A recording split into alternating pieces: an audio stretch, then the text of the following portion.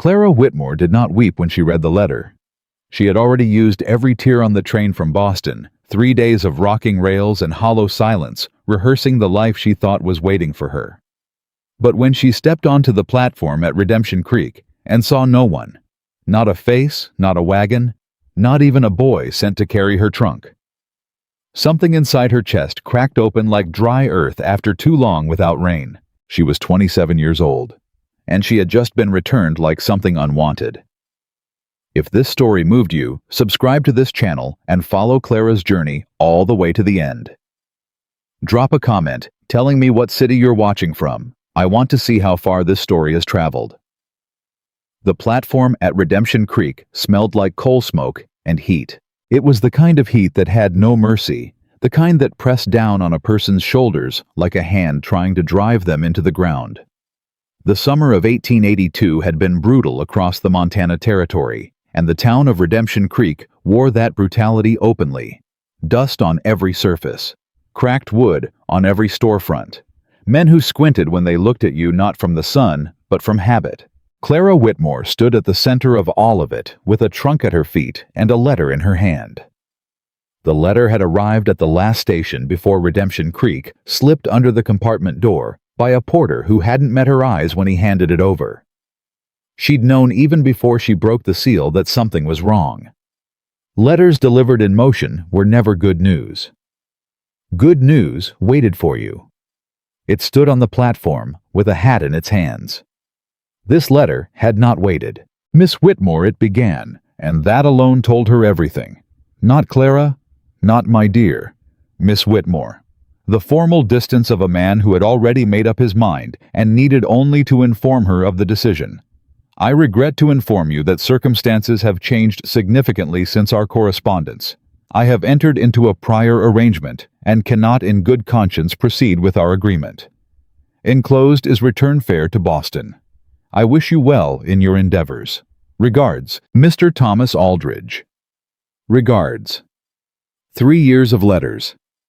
3 years of careful words and slow-built hope, and the particular loneliness of a woman who had lost her parents to fever and her place in the world alongside them. 3 years of telling herself that Montana would be a beginning, not just an escape. And he had sent her regards. Clara folded the letter.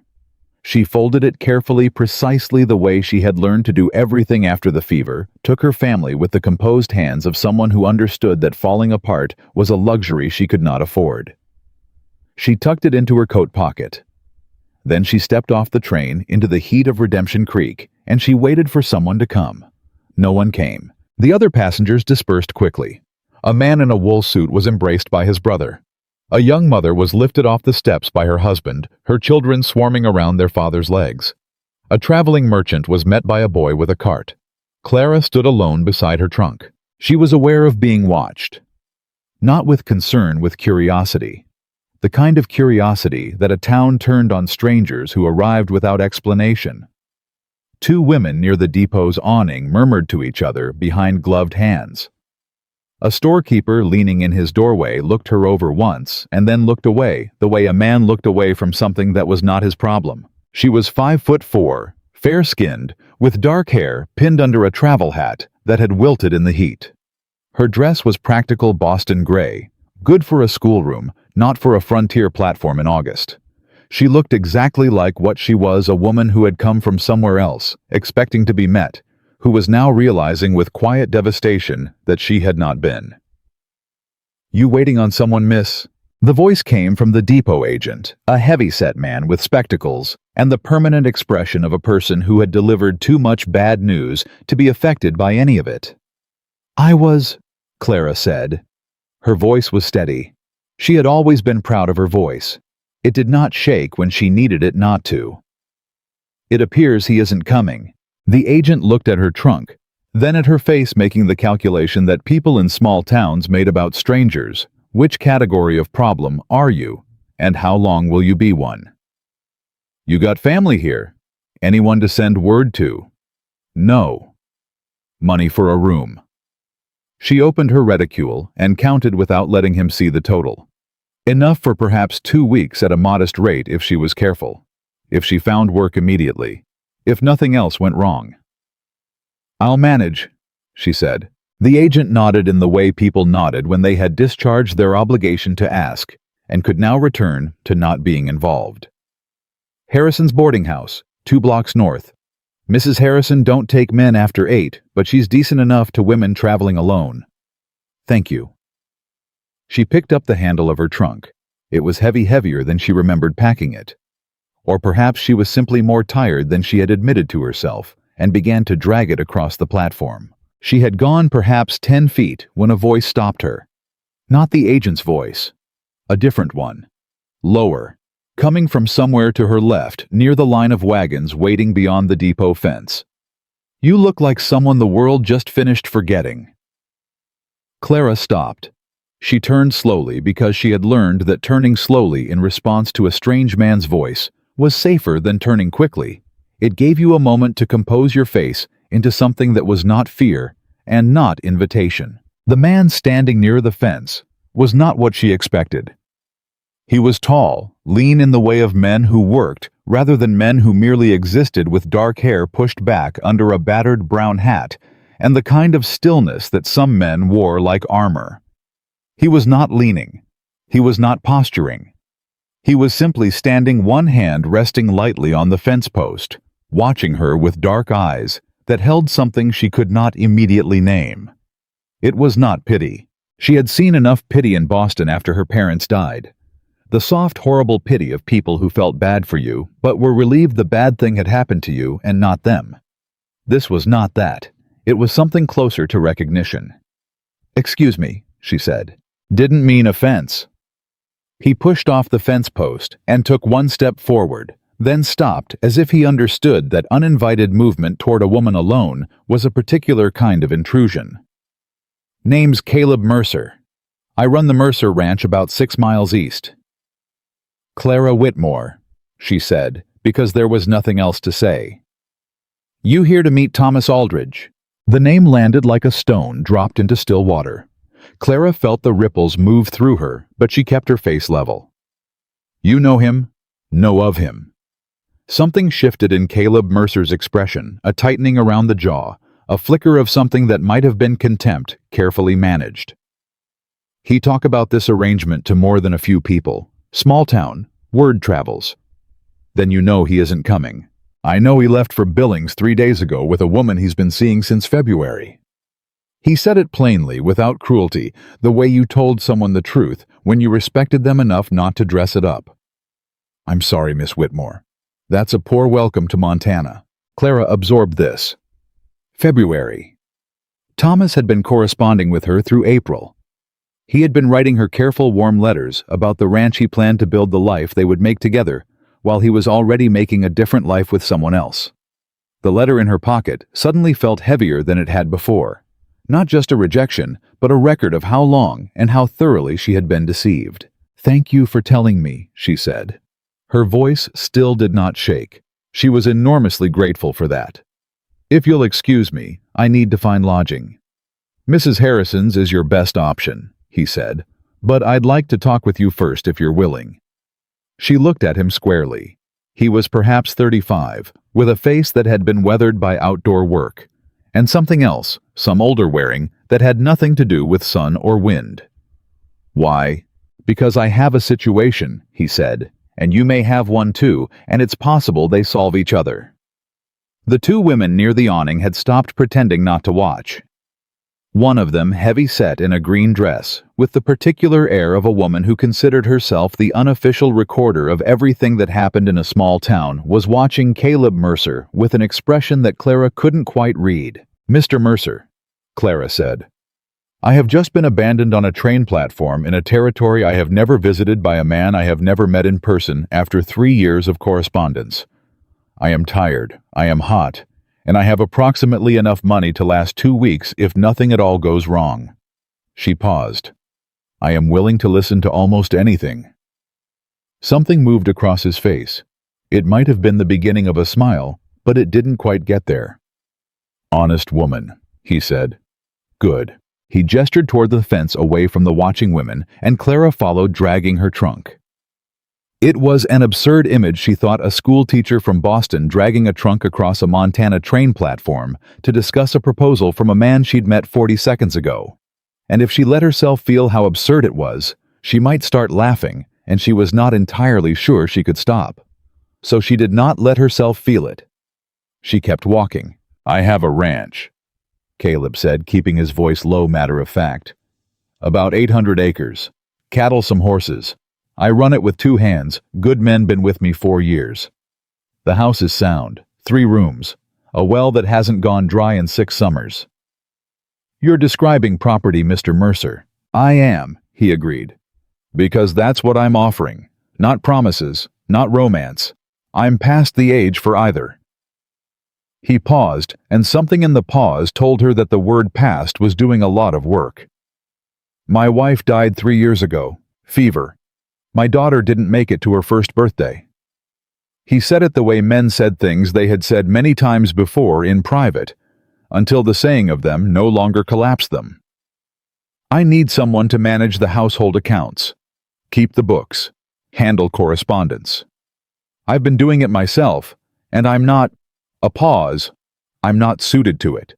Clara stopped walking. "You need a bookkeeper." "I need a wife." He said it without apology, without sentimentality. In this territory, a man running a ranch alone raises questions about his stability, about whether he's building something or just surviving. "I need a partner in the legal sense. Someone the bank will see across the table from me. Someone who—" He stopped. He looked at her trunk, then at her face. "Someone who needs a place to be." The afternoon light was brutal and direct, and Clara Whitmore stood in it without flinching. She thought about Boston. About the small boarding house room she had been living in before this journey. The room that had never felt like hers, even after 2 years.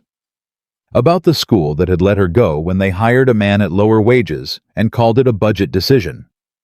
About the particular loneliness of being an educated woman with no family and no prospects in a world that had very specific ideas about what women without families and prospects were supposed to do. She thought about the letter in her pocket. "Regards." "You're not asking me to love you," she said. "No." "You're not promising to love me." "No." "You're offering shelter, honest work, and legal standing in exchange for household management, and," she chose the word carefully, "companionship. That's about right. And if it doesn't work, if we can't—" She searched for the word coexist. He was quiet for a moment. "Then we figure out something else. I won't trap you, Miss Whitmore. I'm not that kind of man." He said it simply, and she believed him, not because she trusted him, she didn't know him, but because a man who wanted to trap a woman did not say so plainly on a train platform in front of witnesses. Clara looked out at the town, at the dust and the heat and the watching eyes and the women near the awning who had catalogued every word of this exchange to repeat later. She thought, "I have nothing. I have 2 weeks of money and a trunk and a letter that ends with regards." She thought, "This man told me the truth when he didn't have to." She thought, "The train going back to Boston leaves in 4 days. Then she thought about Boston, about what waited there, about going back to nothing with 2 weeks of money and a story about a man who hadn't come, and a territory she'd never reached properly, and the particular shame of returning somewhere you'd already left. "I have conditions," she said. Caleb Mercer looked at her. "I'm listening."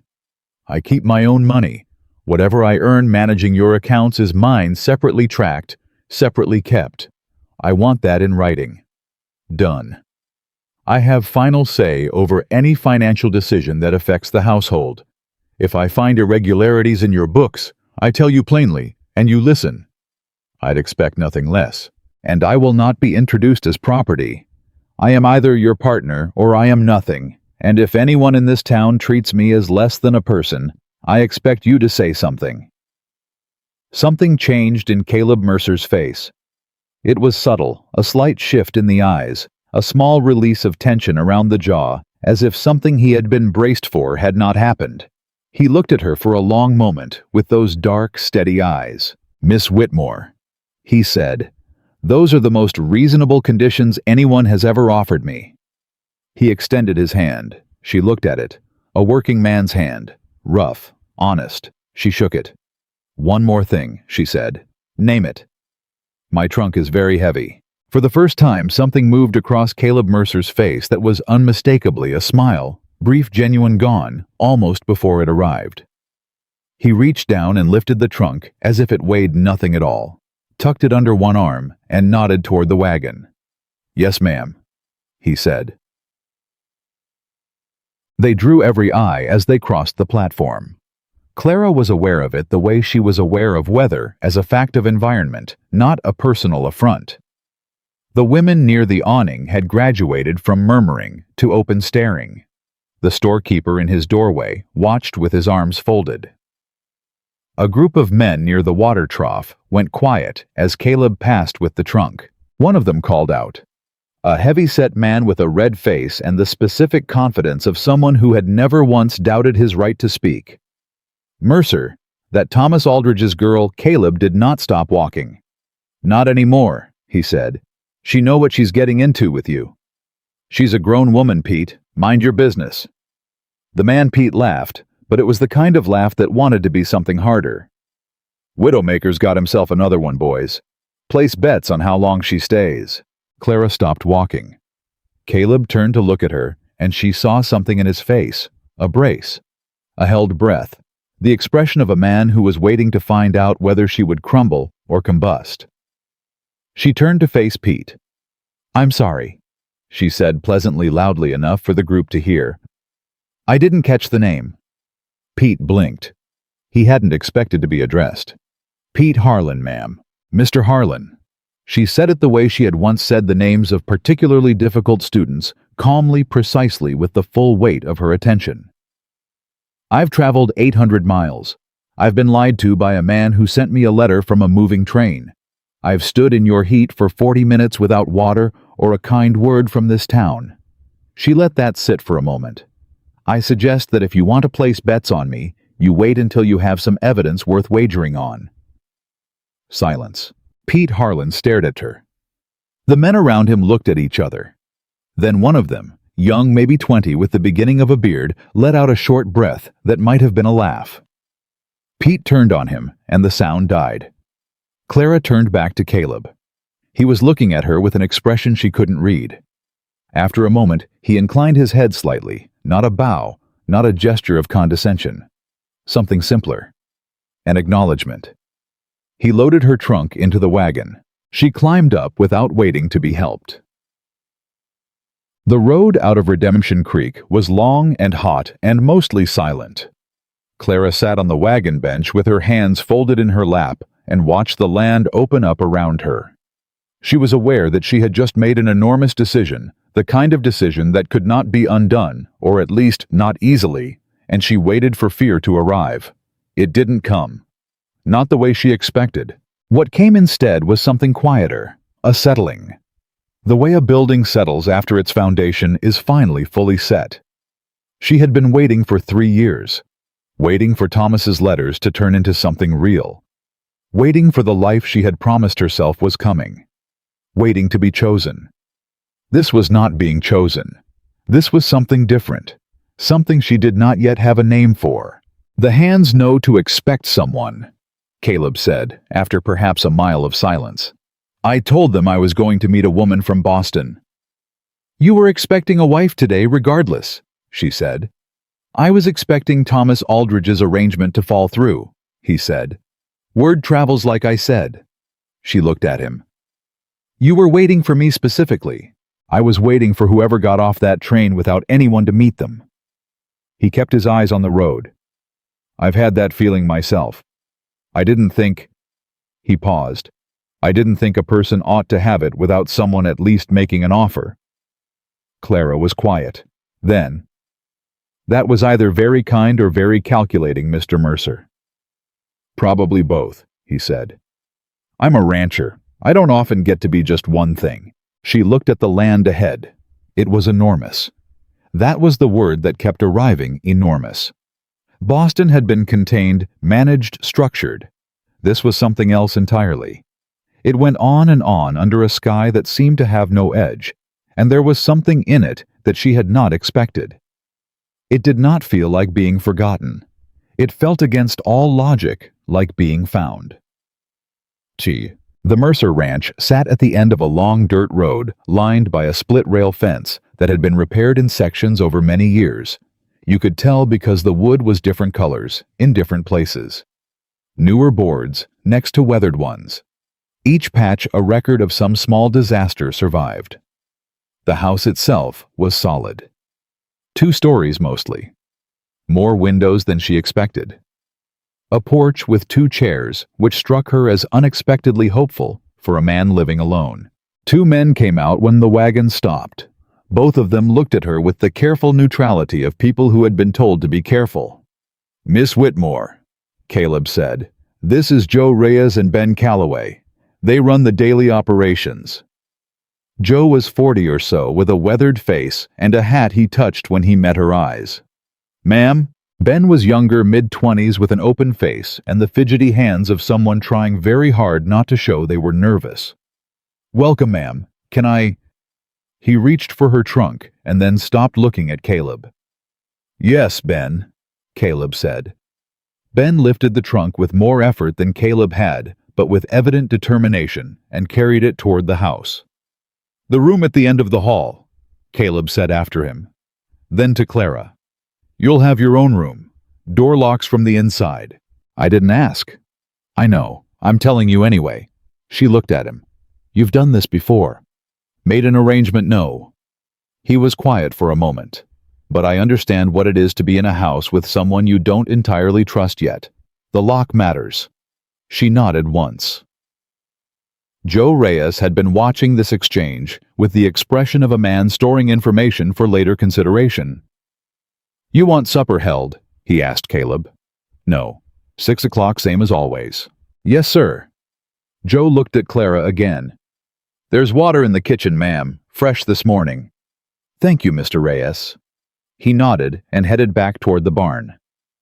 Clara stood in front of the house that was not her house and looked up at it. The porch, the 2 chairs, the window that caught the late afternoon light and held it.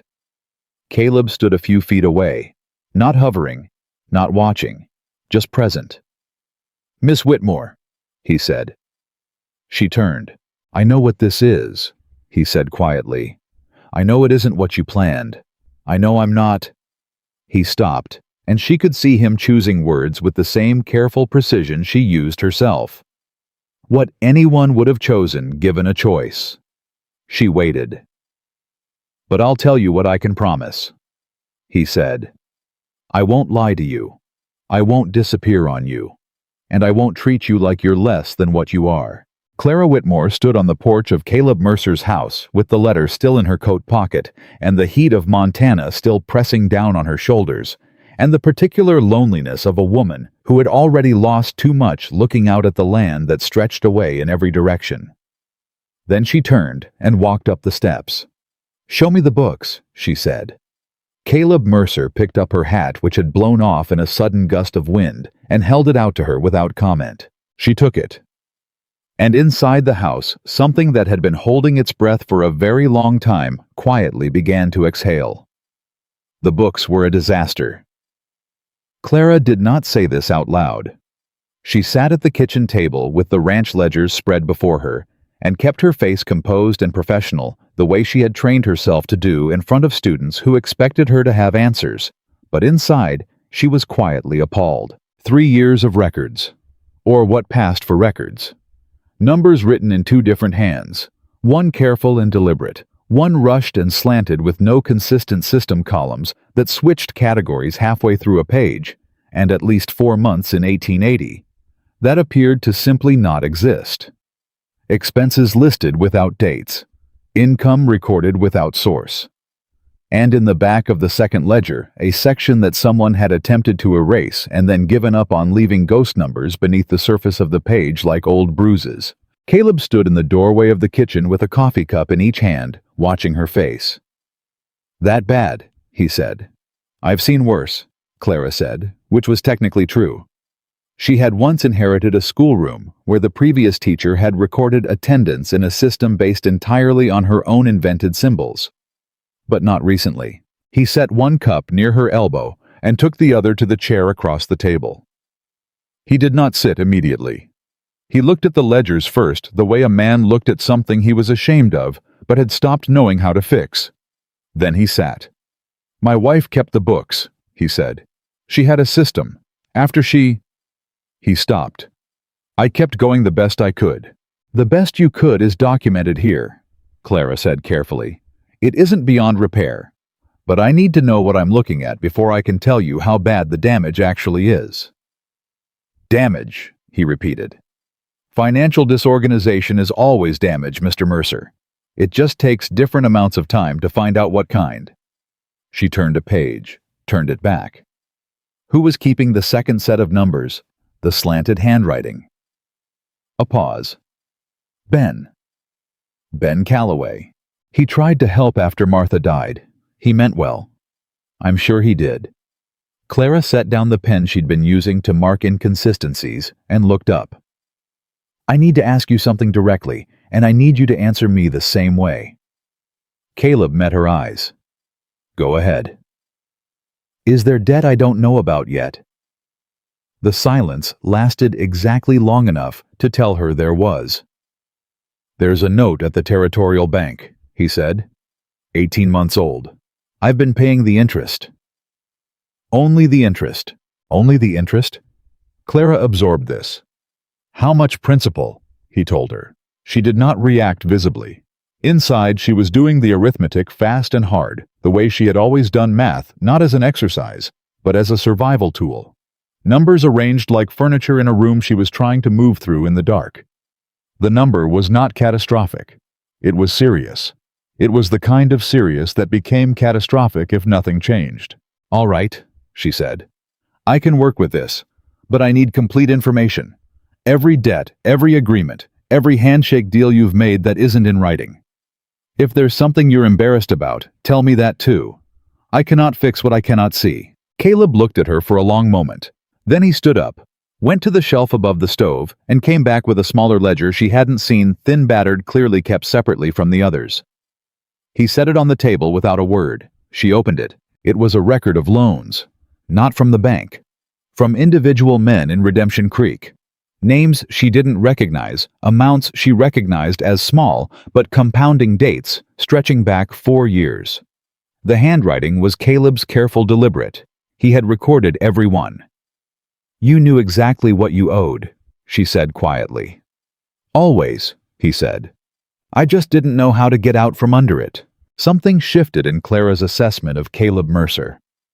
Not dramatically, she was too careful for dramatic reassessments, but quietly the way a room looked different once you opened a window in it. A man who kept secret records of his debts was not a man trying to hide from his debts. He was a man trying to carry them alone. "I'll need a week," she said. "Give me a week with all of this, and I'll have a full picture." "You have what you need. I have a start." She reached for the coffee cup. It was good, strong and dark, and still hot, which told her he had timed it carefully. She noted that and set the noting aside for later. "One more question." "You're thorough," he said. It was not a complaint. "Always." She looked at him. "The men in town. Pete Harlan. He called you something. Widowmaker." She kept her voice neutral, clinical. "I'd like to know what that means before I hear it from someone who means it unkindly." Caleb's jaw tightened.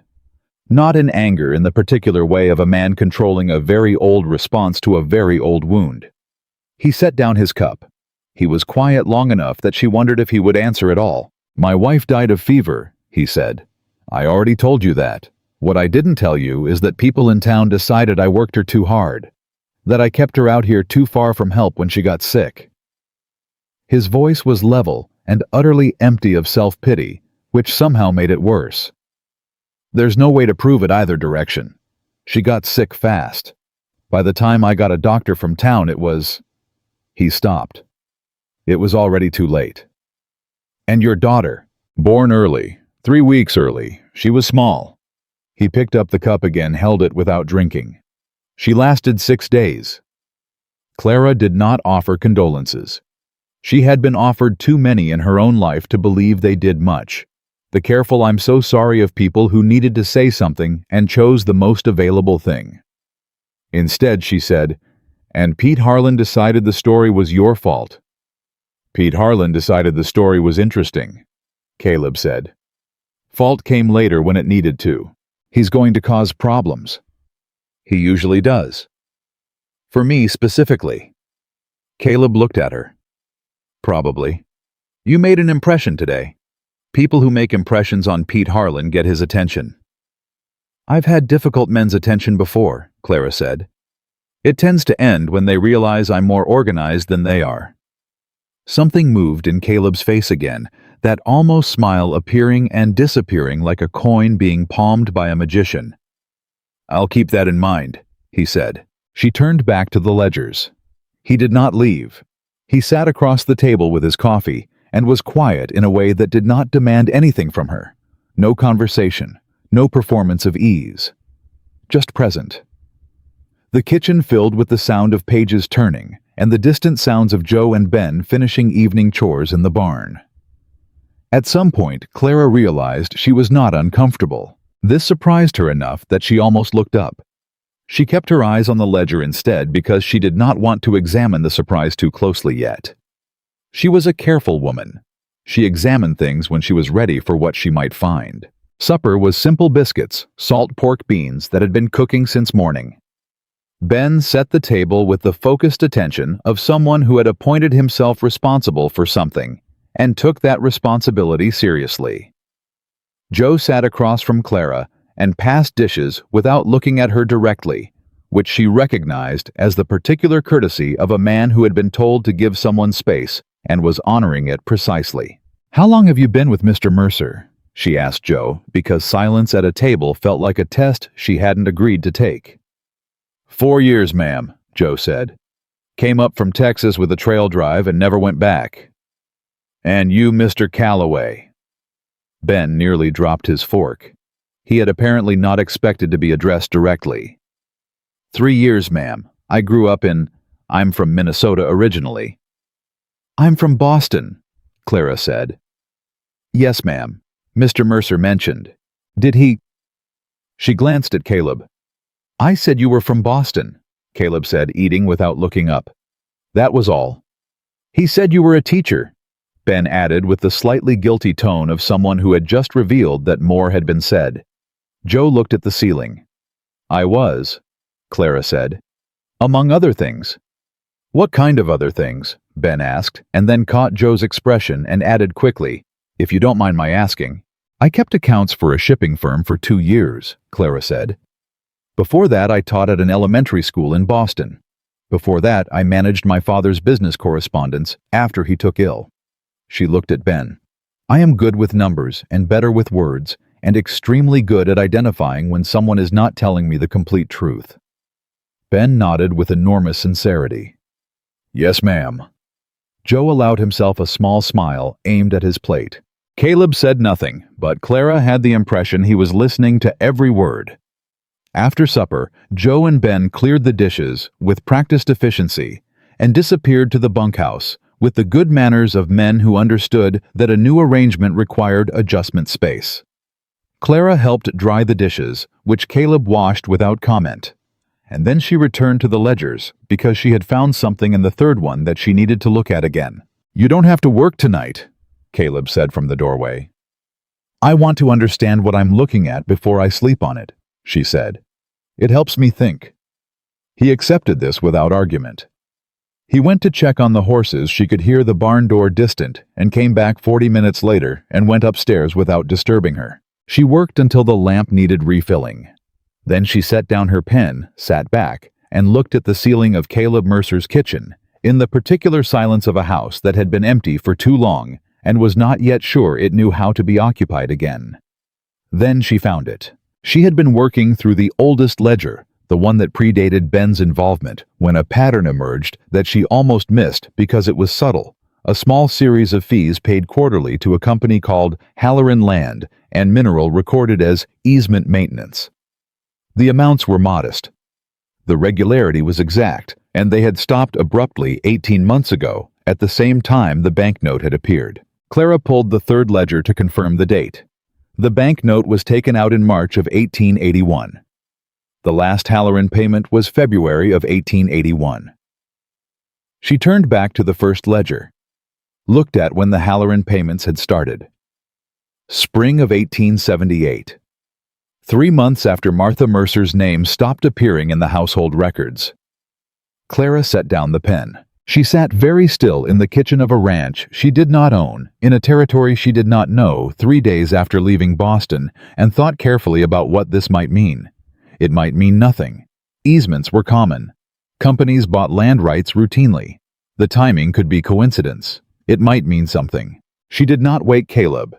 She noted the name, the dates, the amounts, and closed the ledger with the precise movements of a woman who had learned that information was most useful when you understood it completely before you acted on it. But she lay awake for a long time after she went to bed, staring at the ceiling of the room at the end of the hall, door locked from the inside, as promised, and turned the name Halloran over in her mind like a stone she'd found in a field, trying to decide whether it was ordinary or whether it was the kind of stone that if you turned it over had something living under it.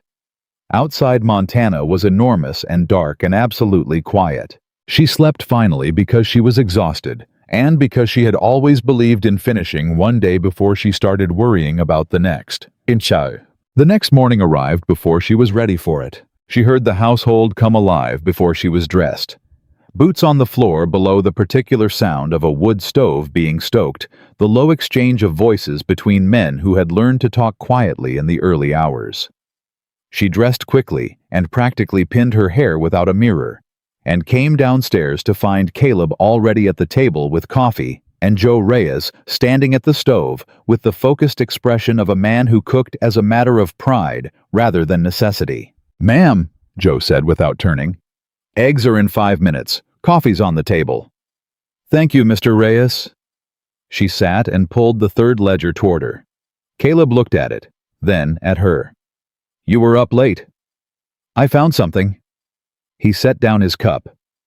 She told him about Halloran land and mineral, the dates, the pattern, the abrupt stop. She told him plainly, without speculation, just the facts as she had organized them. She watched his face as she spoke. What she saw there was not surprise. It was the careful non-expression of a man who already knew the name and had reasons for not having mentioned it. "You know who they are," she said. It was not a question. Caleb looked at his coffee, then at her. He made a decision. She could see it happen, the small shift of a man who had been carrying something alone and was deciding against his habit to set it down. "Halloran land and mineral is owned by a man named Gerald Voss," he said. "He operates out of Helena. He buys easements on ranch land throughout the territory. Water rights primarily. Access routes." He paused. "When I took the banknote, I stopped paying the easement fee. I figured it would revert." "Did it?" "I thought so. I haven't heard from them in 18 months. "That," Clara said carefully, "is not the same as it reverting." He looked at her. "Silence from a land company is not release," she said. "It's patience. They are waiting for you to be in a position where they can act." She watched his face. "What does the easement cover exactly? Do you have the original document?" He was quiet for a long moment. Then he stood up and left the kitchen. She heard him on the stairs, moving with purpose. Then, in what she guessed was a study or a bedroom, drawers opening, the sound of papers. He came back 3 minutes later with a folded document worn at the creases and set it in front of her. She read it. Joe brought eggs to the table and read Caleb's face and quietly removed himself to the porch. Clara read the document twice. Then she set it flat on the table and put both hands on it. "This is not an easement," she said. "It's labeled." "I know what it's labeled." She kept her voice even. "Mr. Mercer, this document gives Halloran land and mineral the right to access, survey, and extract resources from the eastern quarter of your property in perpetuity in exchange for quarterly maintenance payments. If the payments stop, the access rights become." She found the clause active and exclusive for a period of no less than 10 years. Caleb stared at her. "They didn't sell you an easement," she said. "They sold you a countdown."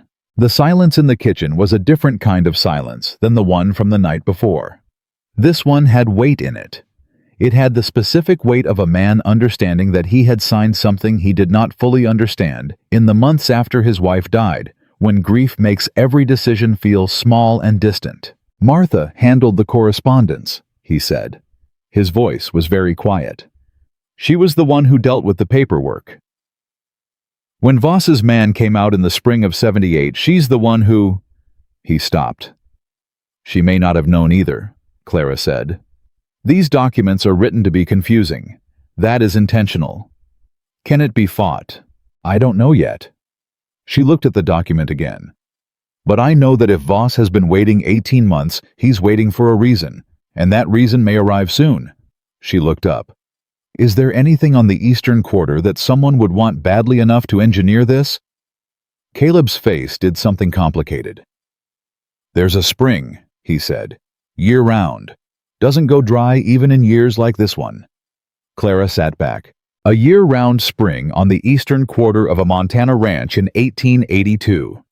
In a territory where water meant cattle, meant money, meant power. In a drought summer when every rancher within 50 miles was watching their water levels drop. "Mr. Mercer," she said, "we have a problem." "We," he repeated.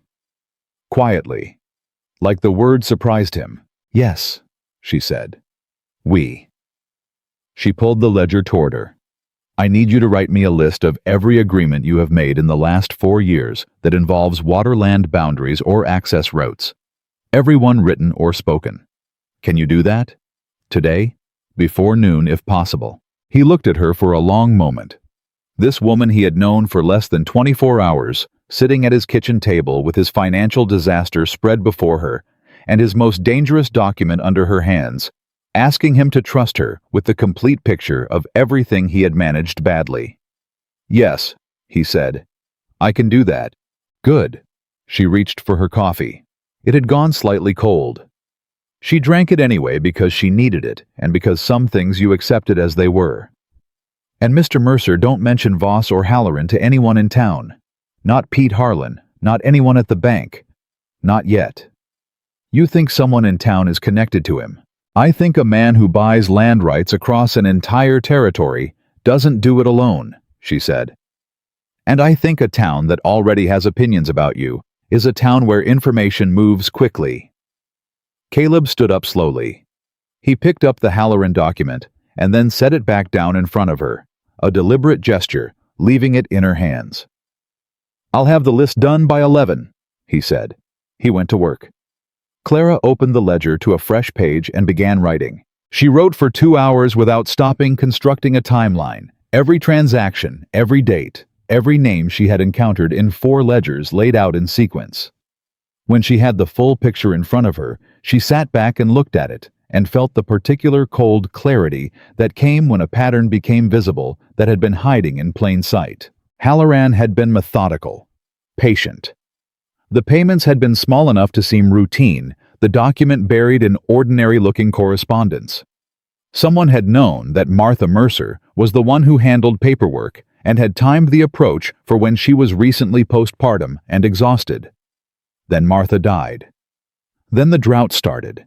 And now, 18 months into a silence designed to feel like resolution, something was going to move.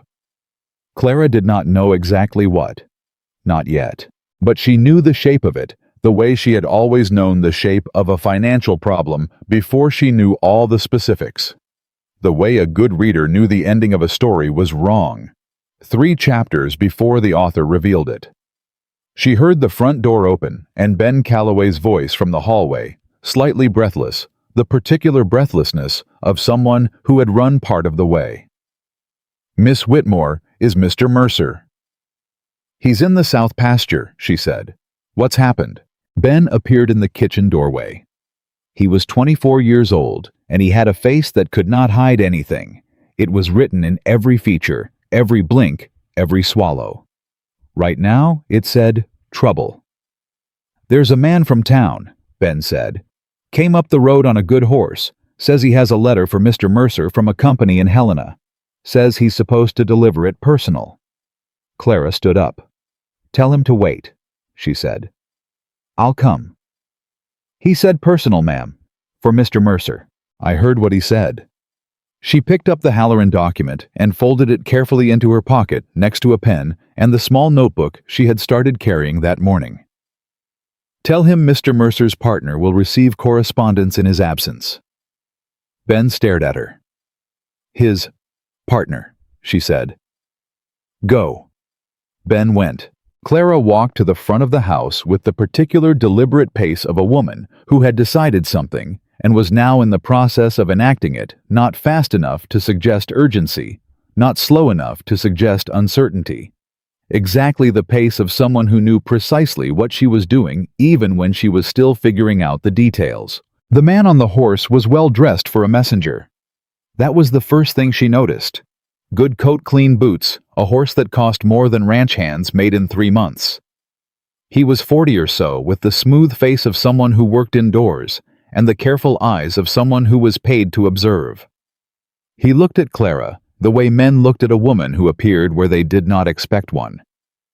I'm here for Caleb Mercer, he said. Mr. Mercer is working, Clara said. I'm Clara Mercer. I handle ranch correspondence. She said the name steadily without apology and watched him recalibrate. He reached into his coat and produced an envelope. Thick paper. Helena postmark. The return address said Halloran Land and Mineral Gerald Voss, Managing Director. She took it without opening it. She looked at the messenger. Is there a response required today? Mr. Voss would appreciate a timely reply, the man said carefully. Mr. Voss will have one, Clara said. Thank you for riding out. The messenger looked at her for a moment longer than he needed to. Then he turned his horse and rode back down the road. Ben was standing behind her, she realized, just inside the doorway. Miss Whitmore, he said in the quiet voice of someone who had just watched something they didn't quite understand but sensed was significant. Did you just get Mr. Mercer from the south pasture, she said. Tell him it's important. She went back to the kitchen table and set the envelope down in the center of it, unopened, like something that had declared itself and was now waiting for a response. She put water on for coffee. Then she sat down and looked at the envelope and thought, all right, Mr. Voss, let's see what you want. Outside, Ben was already running. Caleb arrived from the south pasture with dust on his boots and a look on his face that said he had been expecting something like this, just not quite yet. He stopped in the kitchen doorway, looked at the envelope on the table, looked at Clara. Voss, he said. Voss, she confirmed. He sat down across from her and picked it up, turned it over once, set it back down without opening it. How long was his man here? 5 minutes. Well-dressed. Expensive horse. He was observing, not just delivering. Counting the cattle? Caleb said, checking the condition of the property. That's what I thought. Clara pushed the Halloran document to the center of the table beside the envelope. Open it. He broke the seal. The letter was 3 paragraphs. Caleb read it once fast, and then again slow, the way people reread things they don't want to have understood correctly the first time. Then he set it flat on the table and pushed it toward her without a word. Clara read it. Gerald Voss wrote in the smooth, pleasant language of a man who had done this many times before. He expressed his regret at the lapse in communication. He noted with apparent sorrow that the cessation of quarterly payments 18 months prior had triggered the active and exclusive clause in the original agreement. He wished to be helpful. He was therefore writing to inform Mr. Mercer that Halloran Land and Mineral would be sending a survey team to the eastern quarter within 30 days to assess the property for the purposes of establishing mineral extraction operations. He enclosed as a courtesy a copy of the original signed agreement. He wished Mr. Mercer and his family every happiness. Clara set the letter down. 30 days, she said. Can he do this? Based on what you signed, legally possibly. Based on what I think happened when you signed it. That's a different question. She picked up the enclosed copy of the agreement and compared it to the original she had in her pocket. Read both in silence for 60 seconds. Then she stopped. She read one clause again, then again. Mr. Mercer, she said very carefully, did anyone witness this document when you signed it? Caleb thought. Martha was there, and Voss's man, a fellow named Garrett. Was Garrett's name recorded as a witness on the document? I don't remember. Martha handled the... Look. She turned the original toward him and pointed to the witness line. It was blank. Caleb stared at it. The enclosed copy, Clara said, turning that document to the same section, has a signature on the witness line. She let that land. It landed hard. That's not the document I signed, Caleb said. His voice had gone very quiet and very still. The voice of a man who had just understood that something he thought was bad luck was actually something someone had done to him deliberately. No, Clara said. I don't believe it is. The kitchen was completely silent, except for the sound of the stove and the distant noise of Joe working in the barn. Ben had come back inside and was standing in the hallway, not entering, not leaving understanding enough to know he should not interrupt. They forged the witness, Caleb said. I believe so, which means the document Voss is using to claim active and exclusive rights may not be legally enforceable. Clara kept her voice measured precise, because precision was what the situation required, and because she could feel the anger in Caleb from across the table, and she needed him thinking, not reacting. But I also need to know something, and I need you to think carefully before you answer. He looked at her. Who in Redemption Creek knew about this agreement? Who knew about the Halloran payments? Caleb was quiet. Think, she said gently. He thought. She watched him go through names in his head, the particular interior movement of a man reconstructing a time he had not been paying close enough attention. The bank, he said slowly. When I took the note, I disclosed the existing encumbrances on the property. The banker, Harold Ames, he saw the Halloran documentation. Harold Ames, Clara repeated. She wrote it down. And Pete Harlan, Caleb said. His jaw tightened. Pete's brother-in-law works for Ames. Nothing goes through that bank without Pete knowing it inside a week. Clara wrote that down too. One more question. She looked at him directly. Is the Eastern Spring connected to any other ranch's water access? The Delacroix spread, he said. Southwest of here. Old Emmett Delacroix been there 30 years. His north pasture cattle drink from the runoff stream that comes off my Eastern Spring. He paused. If someone dams that spring or diverts it for extraction. Emmett Delacroix loses his water too, Clara finished. His cattle would be dead inside a month in this heat. Clara closed her notebook. She sat back and looked at the ceiling for 3 seconds, which was how long she allowed herself to think large thoughts before she organized them into smaller, manageable ones. Then she looked at Caleb. This is bigger than a land dispute, she said. Voss isn't buying easements. He's buying control of water in a drought year ranch by ranch, and he's doing it with documents that may not be legal. If he gets your spring, he can charge every rancher in this valley for access, or deny it entirely and force them to sell. Caleb's face had gone the particular still that was not calm, but the thing that sat under calm, when a man was holding everything together by the deliberate choice to hold it. How do you know this? He said quietly. You've been here 2 days. I know it because I've seen it before, she said. Not land, shipping. A firm in Boston that bought dock access 1 pier at a time until they owned the waterfront and every merchant in the harbor paid them or starved. She paused. The method is the same, only the commodity changes. What do we do? Clara picked up her pen. First, you write a response to Voss, today. You acknowledge receipt of his letter and inform him that the agreement is under legal review and no survey team will be permitted on the property during that period. You do not threaten. You do not accuse. You simply state that you are exercising your right to verify the terms of the contract. That buys us time. It buys us time.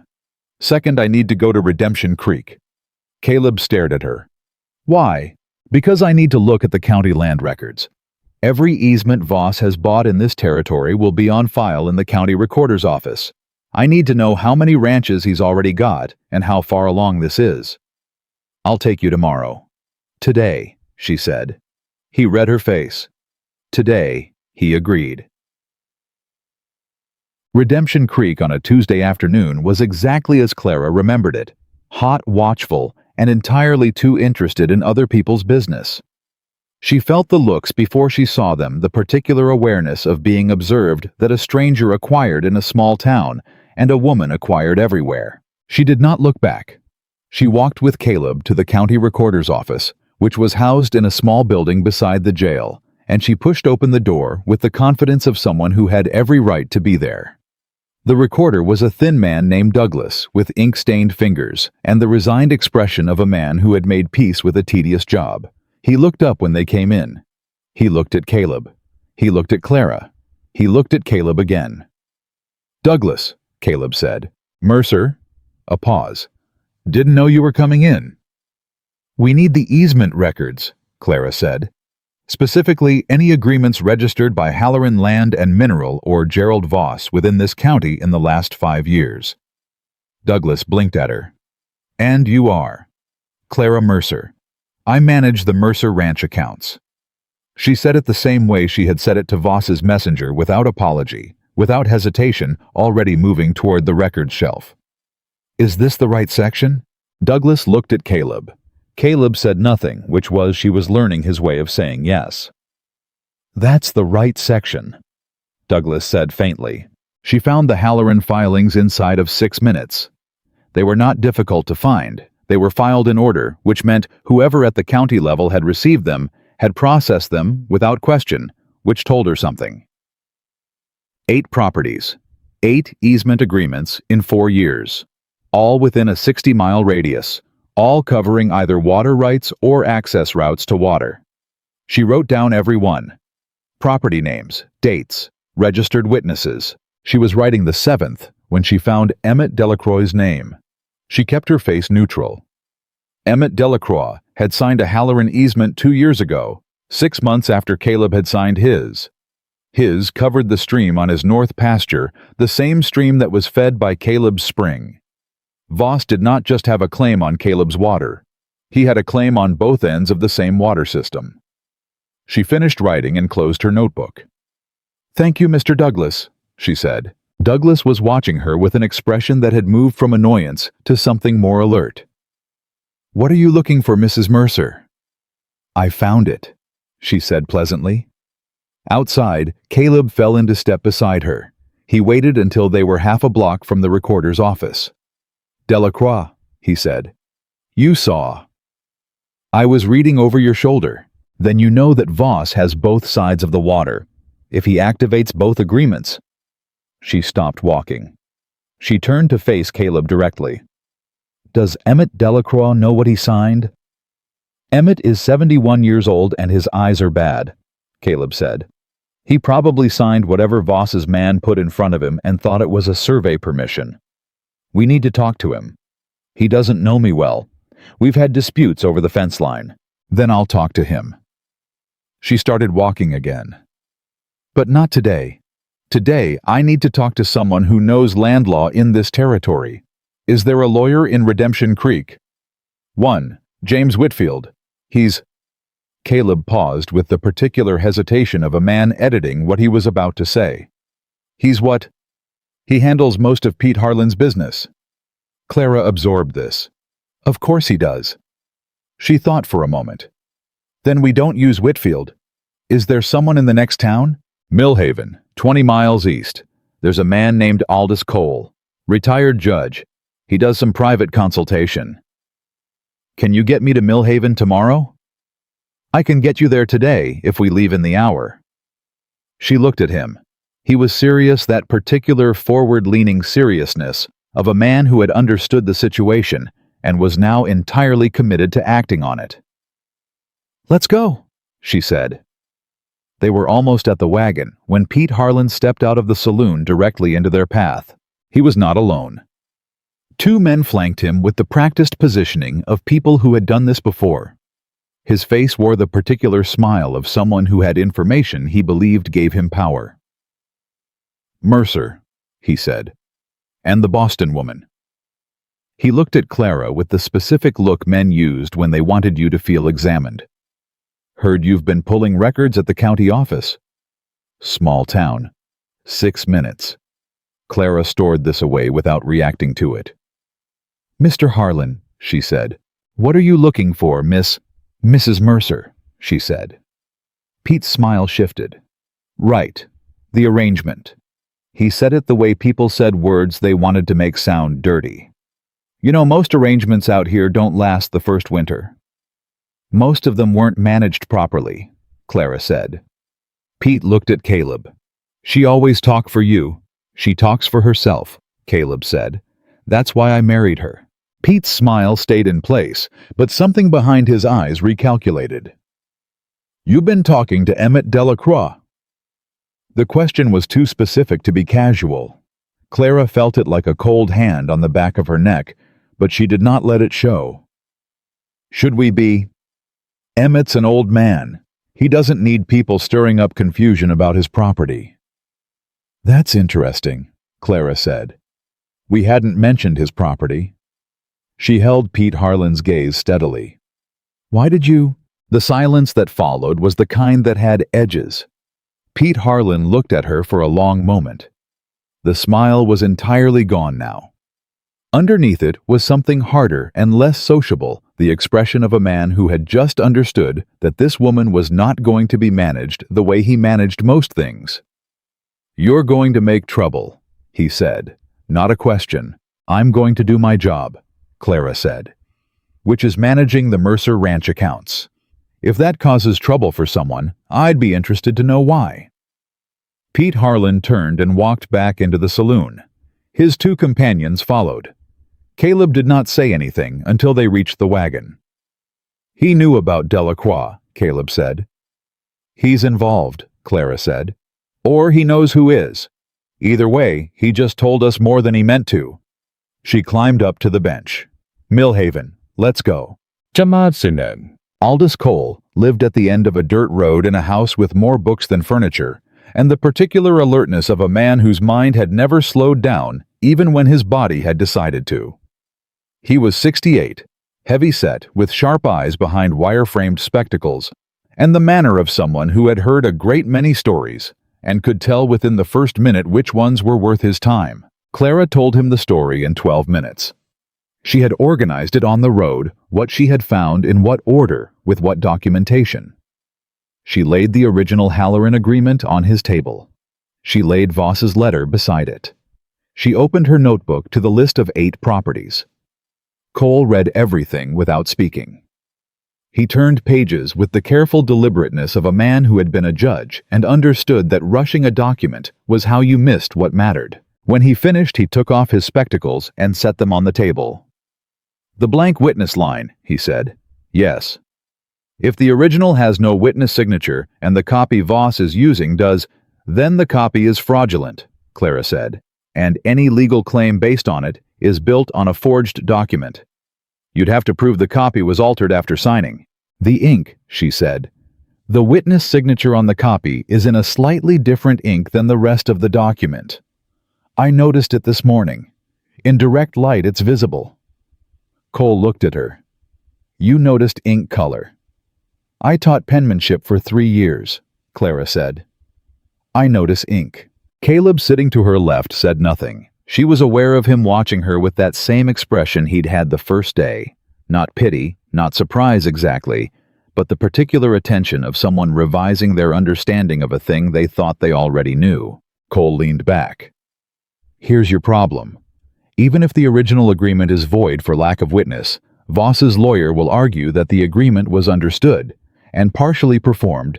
You paid the quarterly fees for 3 years. That demonstrates your acceptance of the terms. Can that argument succeed? In front of some judges, yes. In front of others, no." He paused. "You need to file first. If you file a challenge to the agreement's validity before Voss files to enforce it, you control the narrative. How long do we have?" He gave you 30 days. I'd file within 10. Then we file within 10. Clara looked at Caleb. He nodded once. "There's something else," Cole said. He was looking at the list of 8 properties. "If Voss has been doing this across the territory, if all these agreements have the same structural problem, then it isn't just the Mercer Ranch," Clara said. "It's a pattern of fraud." Cole picked up his spectacles again. That's a different kind of case. That's something the territorial government would have to notice. How do we make them notice? Evidence, Cole said simply. You'd need signed statements from at least 3 or 4 of these other landowners confirming the same irregularities in their agreements. You'd need to show the documents were systematically falsified. He looked at her. That's a lot of work, Mrs. Mercer. Yes, she said. It is. She said it the way she said most things, calmly, without drama, as a statement of fact rather than a complaint. Cole looked at her over his spectacles with the expression of a man revising his own assessments. You're not from here, he said. No. How long have you been on the Mercer Ranch? 2 days, she said. A pause. 2 days, Cole repeated. The fraudulent document was not hard to find once I had access to the records, Clara said. The difficulty is going to be in what comes next. She folded her notebook closed. Will you take the case? Cole looked at Caleb. You want her running this? She's already running it, Caleb said. I'm just trying to keep up. Cole made a sound that might have been a laugh in a previous version of itself. My fee is $40. Half now, half when we file. I'll have it to you by Friday, Clara said. They shook hands. On the road back to Redemption Creek, the sun was going down and the sky was doing things with color that Clara would have appreciated more if her mind had not been entirely occupied. She was writing in her notebook by the fading light, names, dates, next steps, the precise order in which things needed to happen. Caleb drove without speaking, which she was learning was simply how he occupied space. He was not uncomfortable with silence. He used it the way other men used words to fill the distance between actions with something honest. After perhaps 20 minutes, he said, You told Cole $40. Yes. I don't have $40 liquid right now. I do, she said without looking up from her notebook. He was quiet. My savings, she said. From Boston. I had it in case, she paused, in case things with Thomas didn't go as planned. I kept it separate. A precaution. Another silence. You planned for it to fail. I planned for the possibility. She looked up from her notebook. Caleb. It was the first time she had used his given name, and she noticed it at the same moment he did a small shift in the air between them, a new thing that had not existed a second ago. I'm not lending it to you. I'm investing it. This is my home now, too. Whatever Voss is after, he'll come after this ranch, whether I'm here or not. I'd rather be here and fight. He looked at her. The wagon moved. The horses kept their pace. The land was enormous and dark blue in the evening light, and absolutely totally indifferent to any of it. All right, he said. All right, she agreed, and went back to her notes. They were a mile from the ranch when they saw it. The glow against the sky orange and wavering, and entirely wrong for the hour. Caleb pulled the horses up hard. That's coming from the eastern pasture, he said. Clara was already moving before she had consciously decided to closing her notebook, gripping the side of the wagon. The fence, Caleb said, and his voice had changed completely, stripped of everything except urgency. Someone's fired the eastern fence line. He pushed the horses to a gallop. The fire was not large. It had caught on the dry grass along the fence line and burned a 100-foot section before Joe and Ben got to it with wet burlap, and by the time Caleb's wagon came in hard and fast across the field, the flames were mostly smoke. But the fence was destroyed. And the eastern quarter, the quarter with the spring the quarter Voss wanted, was now open. Joe met them with soot on his face and fury in his eyes. 2 men, he said, came from the east road. Ben saw them ride out. You see their faces, Caleb said. No, but one of them had a bay horse with a white stocking on the left front. Joe paused. Pete Harlan's got a horse like that. The silence that followed was not quiet. It was the particular loud silence of several people thinking the same thing at the same time. Clara stood at the edge of the burned fence line. She looked at the eastern pasture, at the dark open ground where the fence had been at the direction of the spring she had not yet seen but now understood completely. She thought about Pete Harlan stepping out of the saloon. The too specific question about Emmett Delacroix. the speed with which news had traveled from the recorder's office to the street. She turned around. "They're not waiting 30 days, she said. Caleb stood beside the burned fence with ash on his hands, and something in his face that was past anger, something older and quieter and more dangerous than anger. "No," he said. "They're not." "Then neither are we." She looked at Joe. "Can you and Ben repair enough of this fence to secure the quarter tonight?" Joe considered. "The corner posts are still standing. If we string wire, do it." She looked at Caleb. "And tomorrow morning, before anything else, we go see Emmett Delacroix." Caleb looked at the burned ground, at the open pasture, at the dark sky above the eastern quarter, where his year-round spring sat in the dark, entirely unaware that it was the center of everything. "Tonight," he said, "I'm going to sit watch on that spring." "I know," Clara said. She did not tell him not to. She understood without needing it explained that there were some things a man had to do with his body, when his property and his history and his grief all converged in the same acre of ground. That sitting watch over the thing that remained was not irrational. It was necessary. "Take the rifle," she said. He looked at her. "And coffee," she added. "I'll make it." She walked back to the house. Behind her, she heard Joe and Ben begin pulling wire from the shed, and Caleb's boots moving in the direction of the barn, and the particular sound of a ranch at night that was also now the sound of people who had chosen without ceremony or declaration to defend something together. She put the kettle on. She opened her notebook. She wrote at the top of a fresh page, Emmett Delacroix, Pete Harlan, Harold Ames, Voss. Underneath it she wrote 10 days. Then she underlined it. Caleb came in from the eastern pasture at 4 in the morning. Clara heard his boots on the porch steps and looked up from the table where she had been working by lamplight since midnight. She had not slept. She had been building the legal argument, every document, every date, every discrepancy organized into a sequence that Aldous Cole could present to the territorial court. Her hand ached. She had filled 11 pages.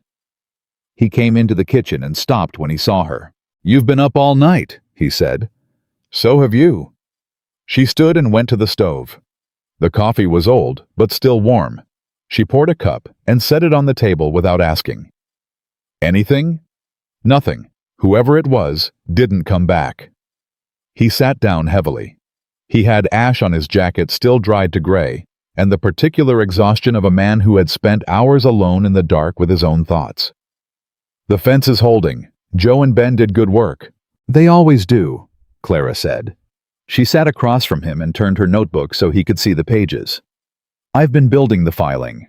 I have the original document, the ink discrepancy, the forged witness signature, the property list from the county records, and a timeline showing Voss's pattern across all 8 properties."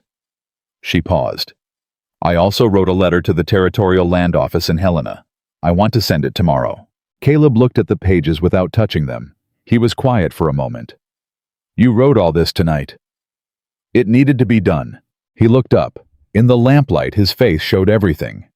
The daytime usually kept managed the exhaustion, the weight of it, the particular strain of a man who had been holding a failing thing together alone for 3 years, and was now for the first time not alone in it.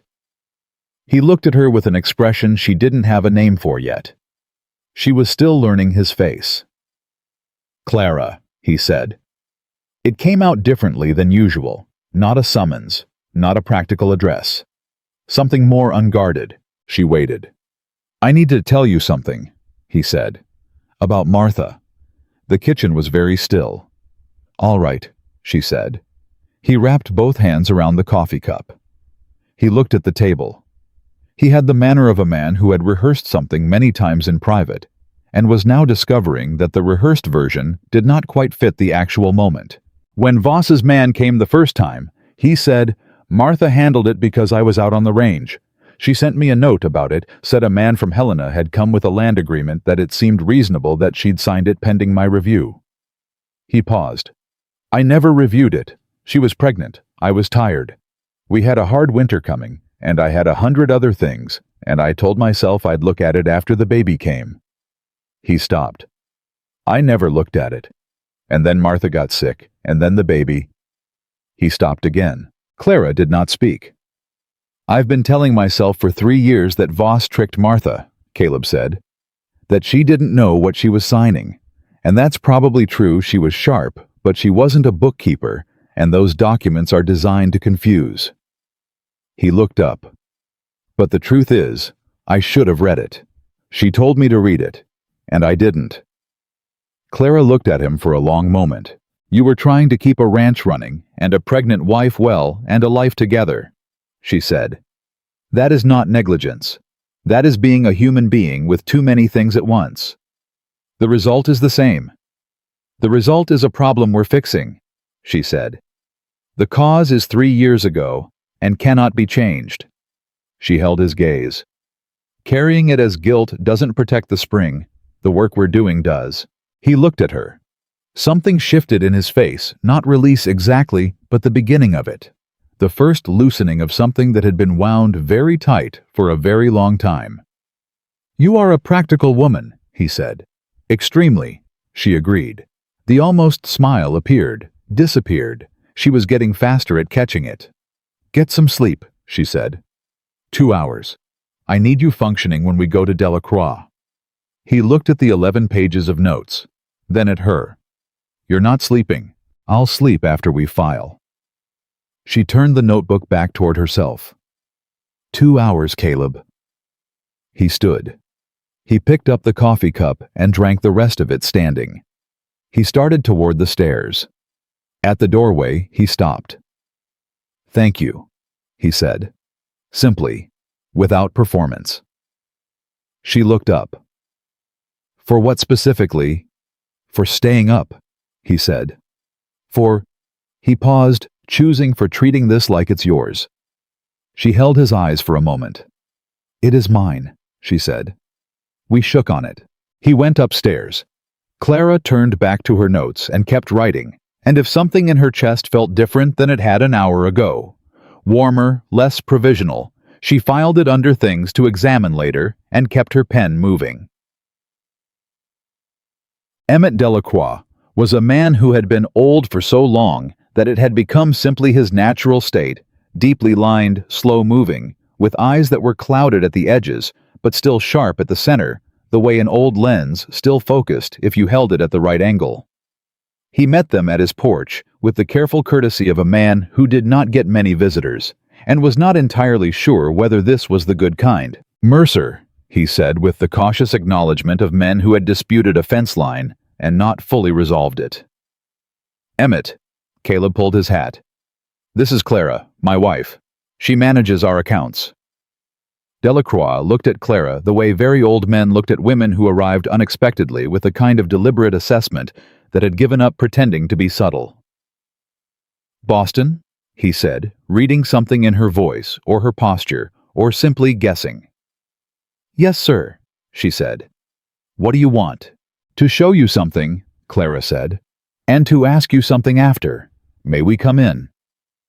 They sat at Emmett Delacroix's kitchen table, which was covered in 3 generations of use, and smelled of coffee that had been on the stove since before any of them arrived. Clara laid the Mercer copy of the Halloran agreement on the table, then laid Voss's letter beside it. Delacroix read both without touching them, leaning forward, squinting. You signed something similar 2 years ago, Clara said.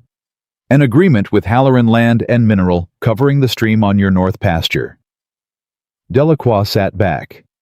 He was quiet for a long time. Man came out, he said. Said it was a survey permission. Gave me $20. He told you it was a survey permission. That's what I understood it to be. Do you still have the document? Delacroix stood without hurrying and went to a back room. He came back with a battered tin box, opened it, and produced a paper so old and folded it had gone soft at the creases. He set it on the table. Clara read it. It was the same structure as the Mercer agreement, the same language, the same clauses, the same active and exclusive provision buried in the 3rd paragraph under deliberately obscure phrasing. The witness line had a signature on it. She compared the signature to the name written below it. The letters didn't match, not even close. She looked up at Caleb. He had seen it too. "Mr. Delacroix," she said carefully, "the signature on the witness line of your document. Do you know this person? Were they present when you signed?" Delacroix squinted at it. "Can't rightly read it." "It says John T. Marsh." Delacroix shook his head. "Nobody by that name came to this property." Clara kept her face level. Inside, she was very cold and very clear. The particular cold clarity of understanding something that was worse than she had expected. "Mr. Delacroix, I believe you were deceived. This document does not give Halloran a survey permission. It gives them a right to exclusively control your north pasture stream if you ever stop making quarterly payments." She paused. "Have you been making payments?" $20 a quarter, he said. "Regular as sunrise. Then you're protected for now. But the agreement itself was obtained through misrepresentation, and the witness signature appears to have been forged." She folded her hands. "We are filing a legal challenge to our agreement within 10 days. I would like your permission to include your document in that filing." Delacroix was quiet for so long that Clara wondered if he had followed everything. Then he turned to Caleb. "Your wife," he said. "Yes," Caleb said. "She always liked this. I've known her 4 days," Caleb said. "So far, yes." Delacroix made a sound, a short, rough exhalation that was as close to a laugh as a 71-year-old man with a bad situation seemed willing to get. He looked at Clara. "You file that challenge, Voss is going to come after you hard." "I know," she said. "You ain't scared." "I'm scared," she said. "But I'm also correct, and in my experience correct beats scared if you stay organized." Delacroix looked at the documents on his table. At the forged signature on his agreement. At the woman from Boston sitting across from him with ink on her fingers and a notebook in her hand, 4 days married to a man he'd been half feuding with for 6 years. "Take it," he said. "Take the document. You get copies made, you give me mine back." "I'll have it back to you by Friday," Clara said. He nodded. Poured them both coffee without asking. It was terrible coffee, and Clara drank all of it. On the road back, Caleb was quiet for the first mile. Then, "That's 2 properties with forged witnesses." "At minimum," Clara said. "I'd guess it's the same on all 8, possibly more if there are filings in other counties. If we can show a pattern, it stops being a land dispute and becomes criminal fraud," she said, "which is why we need to move fast. Once Voss understands what we're building, he'll move to enforce before we can file." She looked at her notebook. "Did you know Pete Harlan's brother-in-law works at the bank?" "You mentioned it." "Did you know Pete Harlan owns partial interest in 2 properties on the county line? I found it in the recorder's office yesterday. I didn't mention it because I wanted to verify first." Caleb looked at her sharply. "He's involved. I think he's the local instrument," Clara said. "He identifies the vulnerable properties, men with debt, men with losses, men who are grieving and not paying attention to paperwork. He passes information to Voss. Voss sends his man with a friendly document and $20 and a signature that appears later." She let that sit. He knew we'd been to the recorder's office within minutes. He knew to ask about Delacroix specifically, and the horse that was seen at the fence fire. "Matches his bay," Caleb said. "We can't prove that last part yet," Clara said. "But we don't need to prove everything at once. We need to file the challenge, get the Territorial Land Office involved, and make enough noise that Voss decides this particular property isn't worth the exposure." She paused. "Or we get enough evidence that he faces actual charges. Which do you want?" She looked at him. "Charges," she said. He nodded, and the way he nodded like she had confirmed something he already believed about her felt like a different kind of handshake. They were back at the ranch by midday, and Clara was at the kitchen table with all the documents spread before her when Ben came to the door with the look he had acquired for situations that required adult intervention. "There's a man outside," Ben said. "Says he's from the Territorial Bank. He wants to talk to Mr. Mercer about the note." Clara looked up. "The bank sent someone out here." "Yes, ma'am." She looked at Caleb. He had gone still in the particular way that meant something was wrong, but he hadn't shaped it into words yet. "That note isn't due for 6 weeks," he said. "I know," Clara said. She stood and gathered the documents into a neat stack. "Tell him we'll be out in a moment, Ben." The bank man was named Horace Greer, thin, precise, in a coat that was too warm for the weather, and the careful manner of a man who delivered bad news professionally. He shook Caleb's hand and acknowledged Clara with a slight nod that told her everything she needed to know about what Harold Ames had told him to expect. "Mr. Mercer," Greer said, "the bank has become aware of certain developments regarding the Eastern property that have caused some concern about the security of your note." "What developments?" Caleb said. "The Halloran Agreement," Greer said. "It's come to the bank's attention that there may be a legal encumbrance on the Eastern Quarter that affects the property's value as collateral. Under the terms of your note, any material change in collateral value requires immediate review and possible acceleration of payment," Clara said. Greer looked at her. He recalibrated visibly, the way Voss's messenger had recalibrated the way all of them did when they realized she was not decorative. "That's correct, Mrs. Mercer." She looked at him with the level gaze she had once used on students who tested boundaries to see what held. "Who at the bank became aware of the Halloran Agreement?" "I'm not at liberty to." "Was it Harold Ames directly, or did the information come to him through a third party?" A pause. "I'm not at liberty to say. The Halloran Agreement is currently under legal review for fraudulent misrepresentation," Clara said. "Our attorney Aldous Cole of Millhaven will be filing within 10 days. The alleged encumbrance Halloran claims on the Eastern Quarter is based on a document containing a forged witness signature." She held Greer's gaze.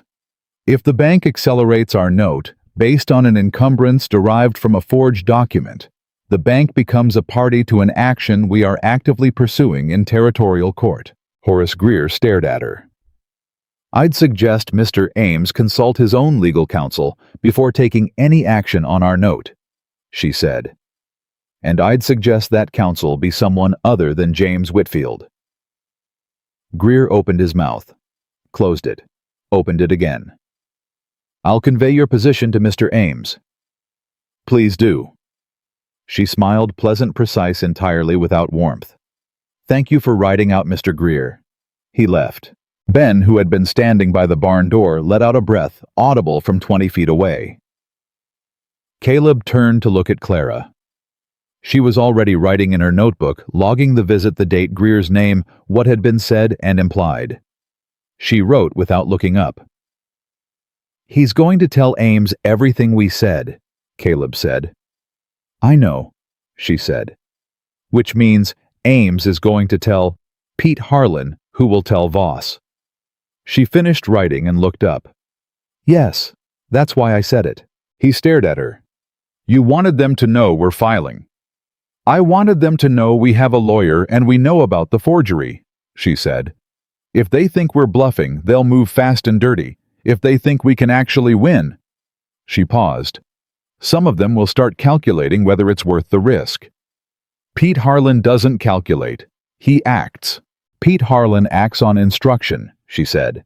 "And the person instructing him is a businessman in Helena who is running 8 of these schemes simultaneously. When this one becomes a liability," she left it open. Caleb was quiet. He was working through it. She could tell, testing the logic the way he'd test a fence line, looking for the place it didn't hold. "And if we're wrong," he said, "if Voss decides to push harder instead of backing off, then we have 10 days of preparation and a retired judge and 2 fraudulent documents with forged signatures," she said. "And they have a scheme that depends on nobody looking too closely." She met his eyes. "I'll take that fight." He held her gaze for a long moment. "I know you will," he said quietly. Something about the way he said it, not surprised, not relieved, just certain, settled in her chest, like a stone finding the bottom of still water. She looked at her notebook to avoid examining the feeling directly. "There's something else," she said. "Tell me." "The Thomas Aldridge situation." Caleb went still. "What about it? Thomas left for Billings with a woman he'd been seeing since February. She kept her voice neutral. 3 days before I arrived. He left in a hurry. She paused. A man leaves in a hurry because something pushes him or because something pulls him. A woman he'd been seeing for months is not urgency, that's a plan. She looked at Caleb. What pushed him? The silence stretched long enough that she knew the answer before he gave it. Thomas had a note at the same bank, Caleb said. Larger than mine. He had property on the Western Valley, good water access. He stopped. And Voss wanted it, Clara said. I don't know that. But you suspected it. A pause. When you asked me on the platform whether I was waiting for you specifically, I said I was waiting for whoever the train left behind. He looked at her. That was partly true. She waited. Thomas told me about a month ago that he was expecting a woman from Boston, that he'd been corresponding with her, that he was...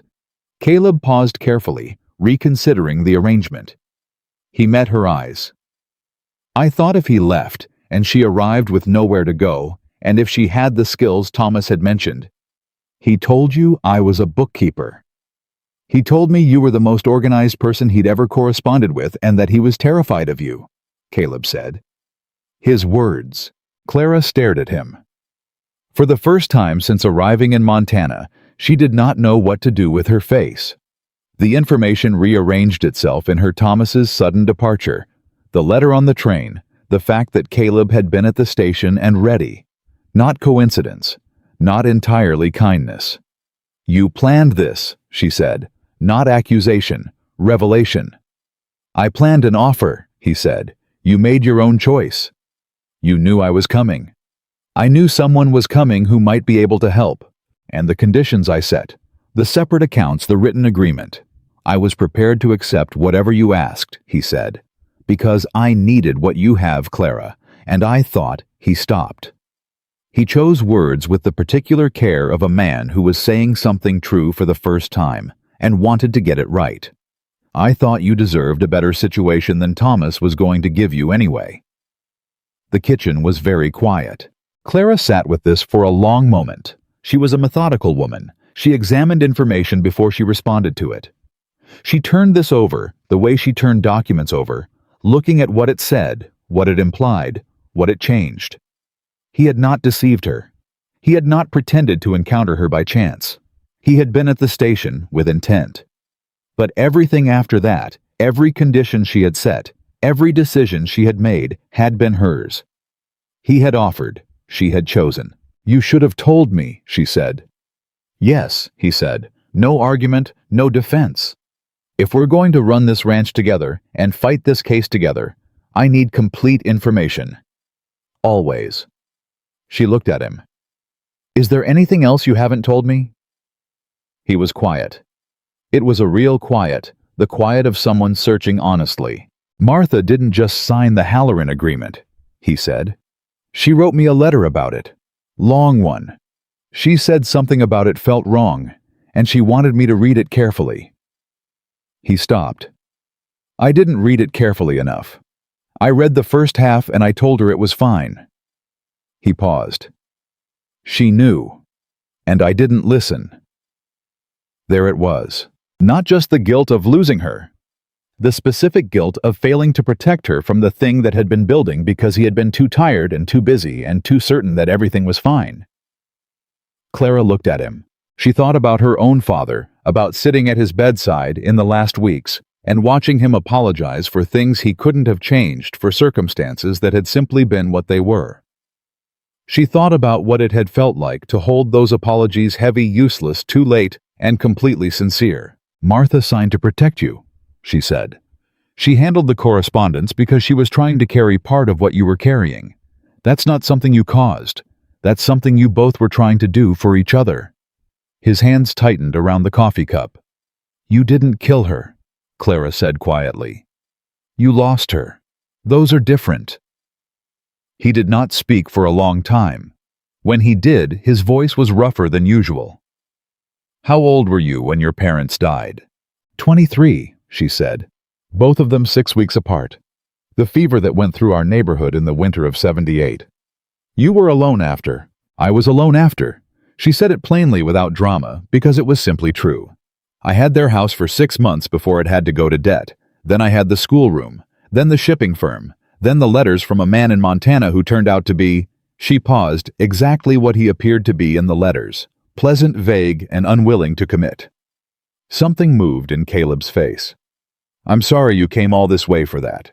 I'm not, she said. And she found to her own mild surprise that she meant it. He looked at her. She looked at her notebook because there was still work to do, and she was not ready to look at him, looking at her with that expression. Not yet.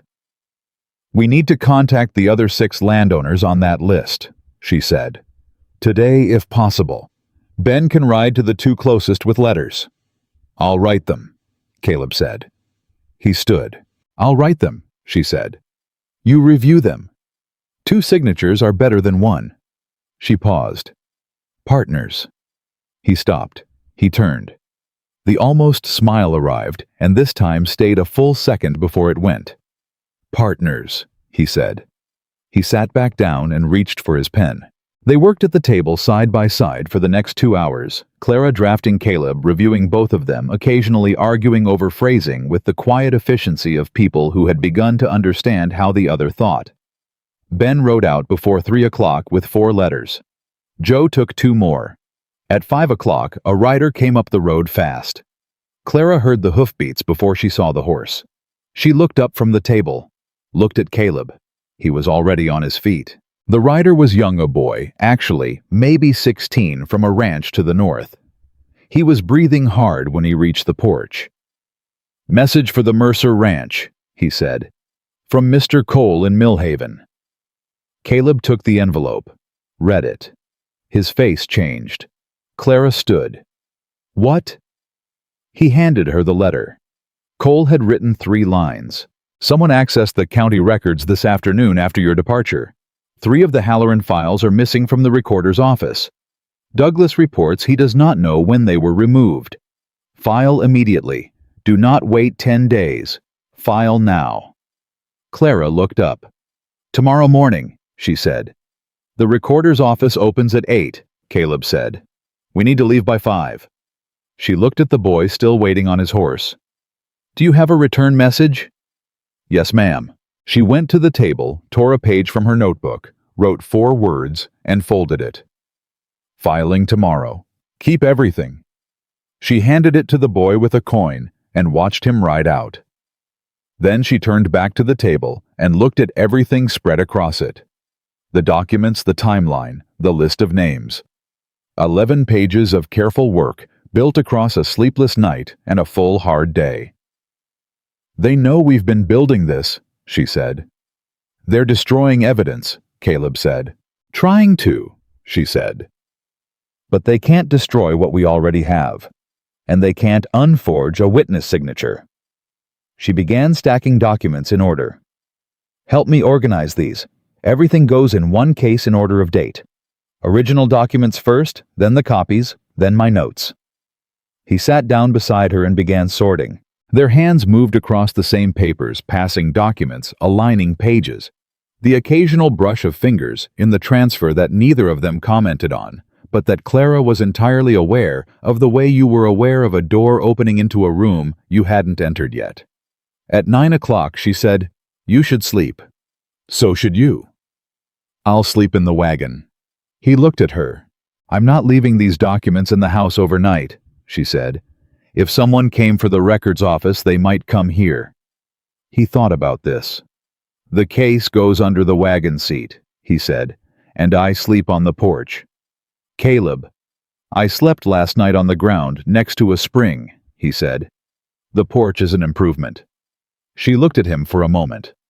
All right, she said. She finished packing the case with the same precise movements she brought to everything, then carried it to the wagon and put it beneath the seat.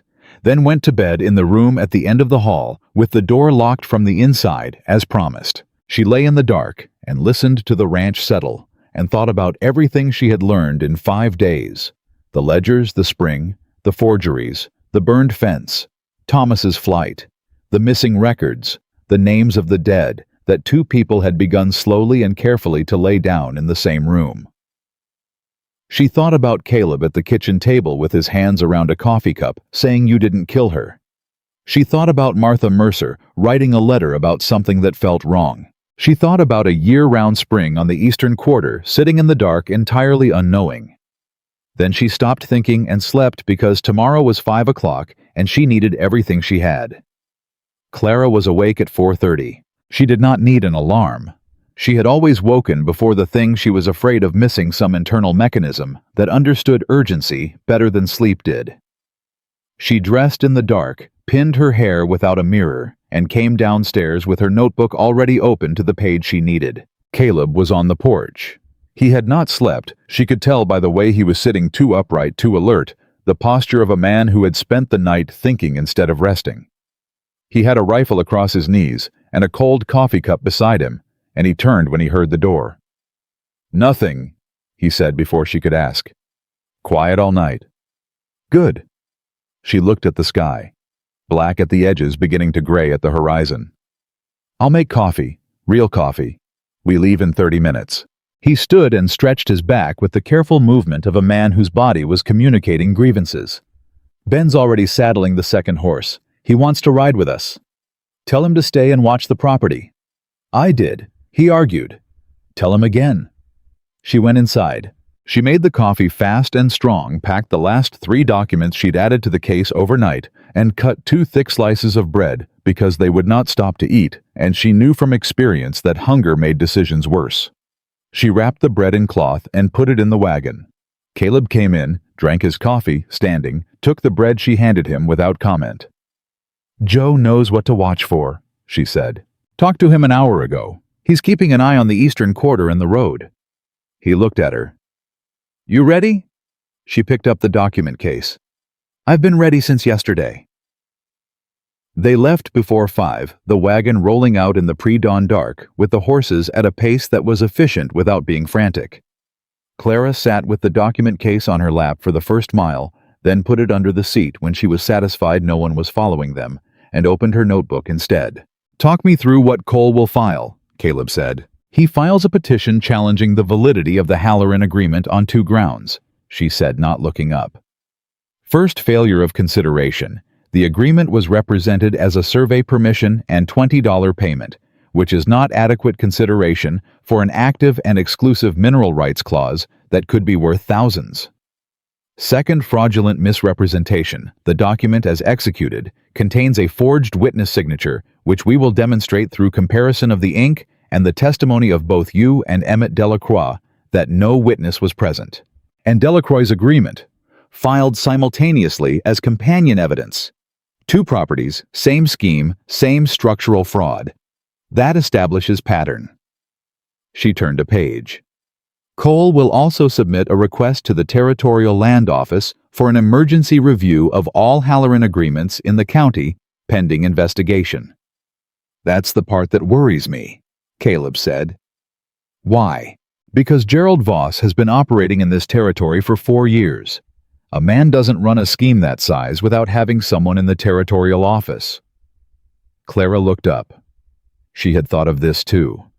She had thought of it at 2 in the morning and written a note about it, and then written 3 contingency responses below the note. "That's why I also wrote to the Federal Land Office in Washington." Caleb turned to look at her. "I wrote it last night while you were on the porch," she said. "It will go out with today's post. The federal office supersedes the territorial office. If Voss has someone locally compromised, the federal letter creates a second track that he can't as easily intercept." She paused. "It will take longer, but it creates a record that can't be erased." He stared at her for a moment. "You wrote to Washington." "Someone had to." He turned back to the road. There was a quality to his silence that she had learned to read by now, not emptiness, but density. The silence of a man processing something he didn't yet have language for. After a mile, he said quietly, "Martha would have liked you." Clara did not answer immediately. She turned the words over with the same care she turned documents, looking at what they said, what they were not saying, what they cost to say. "Tell me about her," she said. He was quiet for a moment. Not the reluctant quiet of someone who didn't want to speak, but the gathering quiet of someone deciding how to begin. She was from Kentucky, he said. Came west with her father's cattle operation and never went back east. She could outride most men I've known, and she kept better books than any banker I've dealt with. A pause. She laughed a lot, loud. It embarrassed me sometimes when we were in town, and she'd find something funny that nobody else found funny, and she'd just... He stopped. She didn't care what anybody thought about her laugh. She sounds wonderful, Clara said. She was stubborn, he said. Extremely stubborn. She'd decide something and that was the end of it. You could present her all the evidence in the world, and if she'd made up her mind, the evidence had to revise itself. He paused. It drove me insane. I miss it every day. Clara wrote nothing. She just listened, and outside the sky continued its slow shift from black to gray to the first thin edge of blue. She would have read that Halloran document, Caleb said, if she'd had more time, if she hadn't been... He stopped. She wrote me that it felt wrong. That's not nothing. That's her telling me she knew. She trusted you to look, Clara said. That's not a failure of her judgment. That's what people do when they trust each other. I should have earned that trust better. You're earning it now, she said. 3 years late for her. But you're earning it. The sky was fully gray by the time they reached Millhaven. Aldous Cole was already at his door when they pulled up, which told Clara he had also not slept, and that he took this as seriously as she did. He looked at the document case. Everything, she said, plus 2 additions from last night. He stood back to let them in. Myed. The filing took 4 hours. Cole worked at his desk with the focused efficiency of a man who had spent 30 years in courtrooms and understood that precision in paperwork was the first and most important battlefield. Clara sat beside him and answered every question he had about the documents before he finished asking it.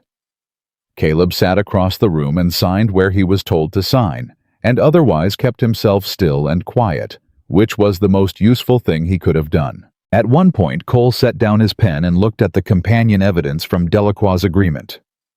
The witness signatures, he said. On Delacroix's document, and on the copy of your document, look at this. He laid them side by side. Clara leaned in. She had looked at both documents many times, but she looked again. The witness signatures were different names, but the handwriting was identical. She felt it like cold water. Same hand, she said. Same hand, Cole confirmed, which means one person forged both witnesses, possibly more across all 8 properties. He looked at her over his spectacles. This is not a land scheme. This is an organized forgery operation. Criminal fraud, Clara said.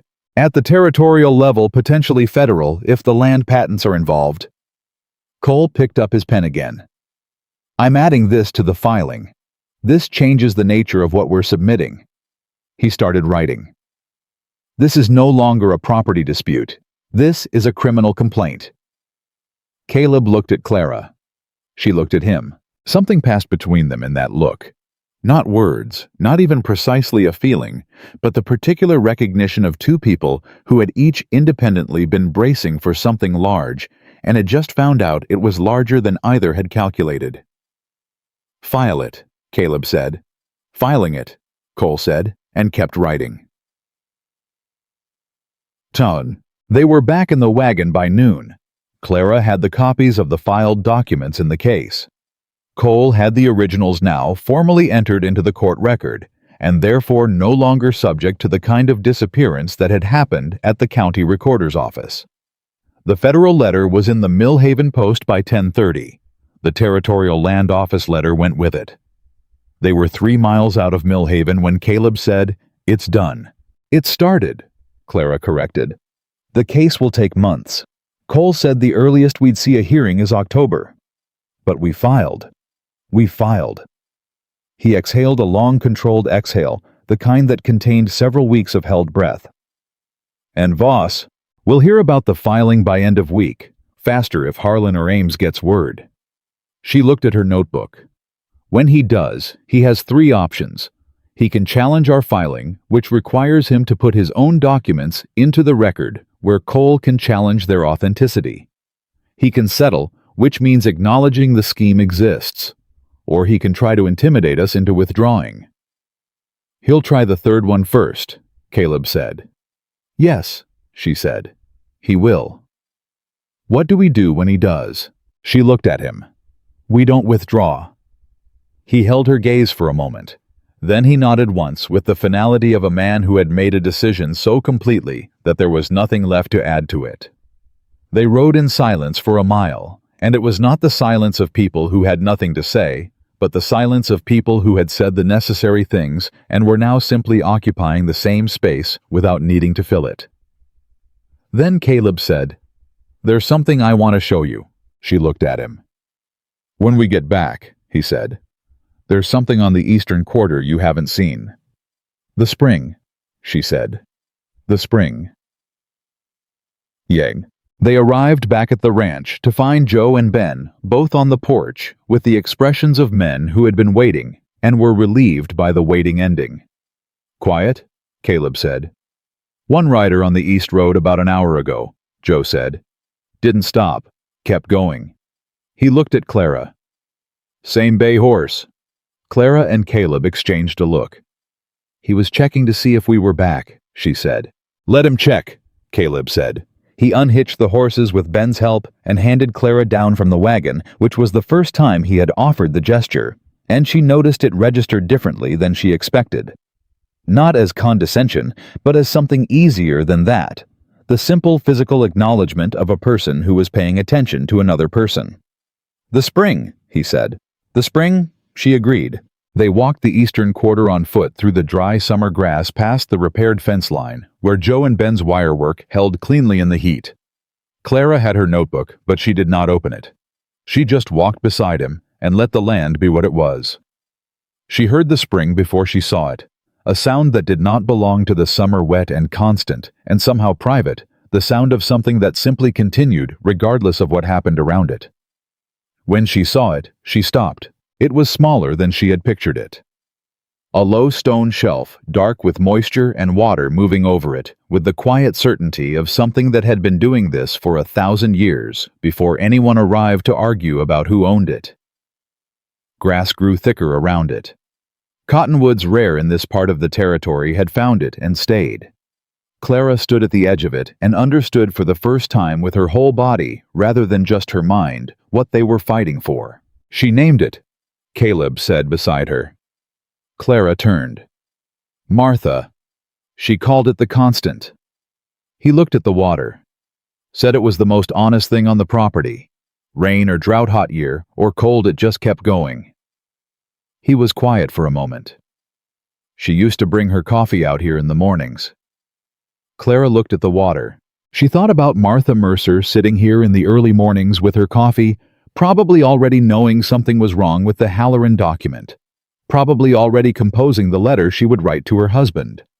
A woman who had tried to protect what she loved with the tools she had and trusted the man beside her to do the same.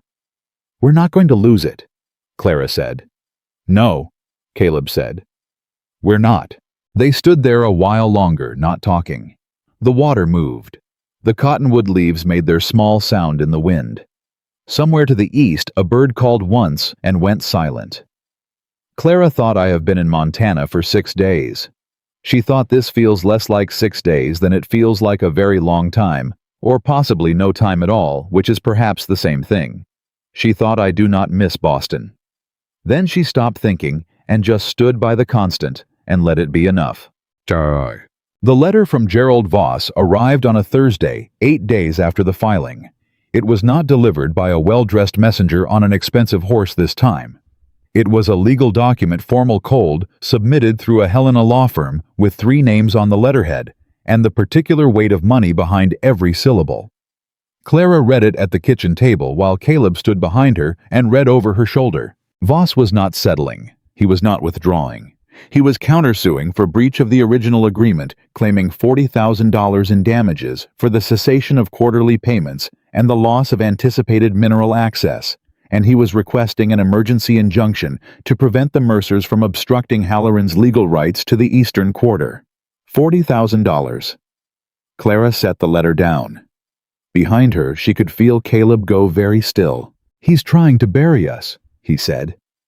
His voice was quiet, the particular quiet that was not calm. "He's trying to scare us into settling," she said. "An emergency injunction request is theater. Cole will respond to it, and it will die in the procedural stage." She picked up her pen. "The 40,000 is what matters. That's the threat. That number is designed to make us feel like we can't win, even if we're right. Can we survive that number if we lose? We're not going to lose," she said. "Clara." His voice carried weight. "Can we survive it?" She turned to look at him. She did not immediately say yes, because she was not a woman who offered false comfort, and he was not a man who wanted it. She thought about it honestly, the way she thought about every number clear-eyed without sentiment. "If the court rules against us on the original agreement's validity, and if Voss wins the damages claim no," she said, "we could not cover 40,000. The ranch would have to sell." She held his gaze. "But the court cannot rule against us on a forged document. That's not a legal opinion, that's a fact. The witness signatures are forged. We can prove it. And once we prove it, every other claim Voss has made collapses with it." "You're certain?" "I'm certain the forgery is real," she said. "I'm certain Cole can prove it. The rest depends on a judge I haven't met in a territory I've lived in for less than 2 weeks. She paused. "But I've read that document 40 times, Caleb. It's wrong in ways that cannot be explained away. We have the truth. That matters." He held her gaze for a long moment. Then he said, "All right." "All right," she said, and turned back to her notebook and began drafting the response letter to Cole. 2 weeks later, on a morning that had finally begun to hint that summer might someday end, Pete Harlan walked into Redemption Creek's one general store while Clara was there buying ledger paper and a new pen. She saw him come in. She did not change her posture or her expression. She finished her transaction with Mrs. Alderman behind the counter, tucked her parcel under her arm, and turned toward the door. Pete blocked it. Not aggressively, he simply stood in the way, which was its own kind of aggression. "Mrs. Mercer," he said. "Mr. Harlan. Heard you filed some kind of legal complaint?" He said it with the careful casualness of a man who wanted the conversation to sound like conversation. "Correct. Causing a lot of trouble for a woman who's been here 3 weeks. 2 weeks and 5 days, she said. And I wasn't aware that the right to file a legal complaint expired after a certain number of days in residence." His jaw moved. "Voss is a powerful man." "So I've heard." She looked at him steadily. "Powerful enough to forge witness signatures on land documents across 8 different properties. That's actually a notable level of power. I've included all 8 in the filing." Pete Harlan's face did something complicated. The careful casualness dropped for just a moment, a second. No more, and underneath it was something less comfortable. Something that looked briefly like the expression of a man who had known this was coming and had been hoping it wouldn't. "You don't know what you've gotten yourself into," he said. "Mr. Harlan," she said. "I have gotten myself into a case with a retired territorial judge as my attorney, a federal complaint on its way to Washington, and documented evidence of systematic fraud affecting 9 properties in this county." She held his gaze. "I know exactly what I've gotten myself into. The question is whether you know what you're in." She walked around him and out the door. She was halfway to the wagon before she allowed herself to breathe fully. Her hands were steady. Her voice had been steady. But her heart had been moving fast, and she was not going to pretend otherwise, because pretending otherwise was what people did when they were not taking danger seriously, and she was taking it very seriously. She put the ledger paper in the wagon and drove back to the ranch. She told Caleb what happened word for word. She did this because they had agreed complete information always. He listened without interrupting. When she finished, he said, "He's scared." "He's calculating," she said. "There's a difference. Scared men act without thinking. Calculating men wait for the right moment. Then we don't give him a right moment. Correct. She opened her notebook. I wrote to 2 of the other landowners on the Halloran list this morning. Both wrote back. Both want to join the filing. He stared at her. When did you? Yesterday afternoon, while you were with Joe on the north fence. She looked up. That's 11 properties total. 11 landowners who signed agreements with forged witnesses. That is not a property dispute. That is not one man's grievance. That is an organized criminal enterprise affecting nearly every ranch with significant water access in this valley. She paused. Cole says at that scale the U.S. Marshal's office becomes involved. Caleb sat down. Clara gave him a moment. This started as saving one ranch, he said. Yes, she said. It's become something else. Yes. He looked at her across the table at the woman who had arrived on his platform 6 days before Voss's letter, with a trunk too heavy to carry, and a letter signed regards in her pocket, and conditions that were the most reasonable anyone had ever offered him, and who had in 3 weeks built a legal case that might bring down a fraud operation spanning an entire territory. Clara, he said. She waited. I want to say something, and I need you to let me finish before you say anything practical. She set down her pen. I was at that platform because I needed help, he said. That was true. I won't pretend it was only kindness. He kept her gaze. But somewhere between the ledgers and the Halloran document and the ride to Millhaven and the spring and... He stopped, chose, continued. Somewhere I stopped thinking about what I needed and started thinking about you. About who you are. He paused. You walked into a situation that would have broken most people, and you made it into something. You didn't survive it. You fixed it. His voice was very steady and completely unguarded. I don't know what this is yet. I know we shook hands on a practical arrangement, and I know it was the right thing, and I know we're partners, and all of that is true. He stopped. But I also know that yesterday morning when you walked into the kitchen, I was glad you were there. Not because of what you do, because of who you are. And I needed to say that out loud. The kitchen was very still. Clara looked at him for a long moment. She thought about the platform, the heat, the letter in her pocket, the man who had been standing at the fence with the particular still quality of someone who was not pretending anything. She thought about 11 pages of notes written overnight and coffee-timed carefully, and a hand held out without condescension, and the name of a spring. She thought about a woman in Kentucky who had laughed loud in public and known something was wrong and trusted the person beside her to look. She picked up her pen. I know what this is, she said quietly. He waited. It's real, she said. I don't need more time to know that. She met his eyes. I also need to finish this filing response by Friday, and we need to talk about the North Fence situation with Delacroix, and Ben's wages are 3 days overdue. She paused. But I wanted you to know that I heard you, and that I am, she chose the word with care, glad that I'm here. He looked at her. The almost smile arrived. This time it stayed. And it was not almost anything, it was full and real, and entirely his. You are the most practical woman I've ever met, he said. Extremely. She agreed and went back to her notes. Con.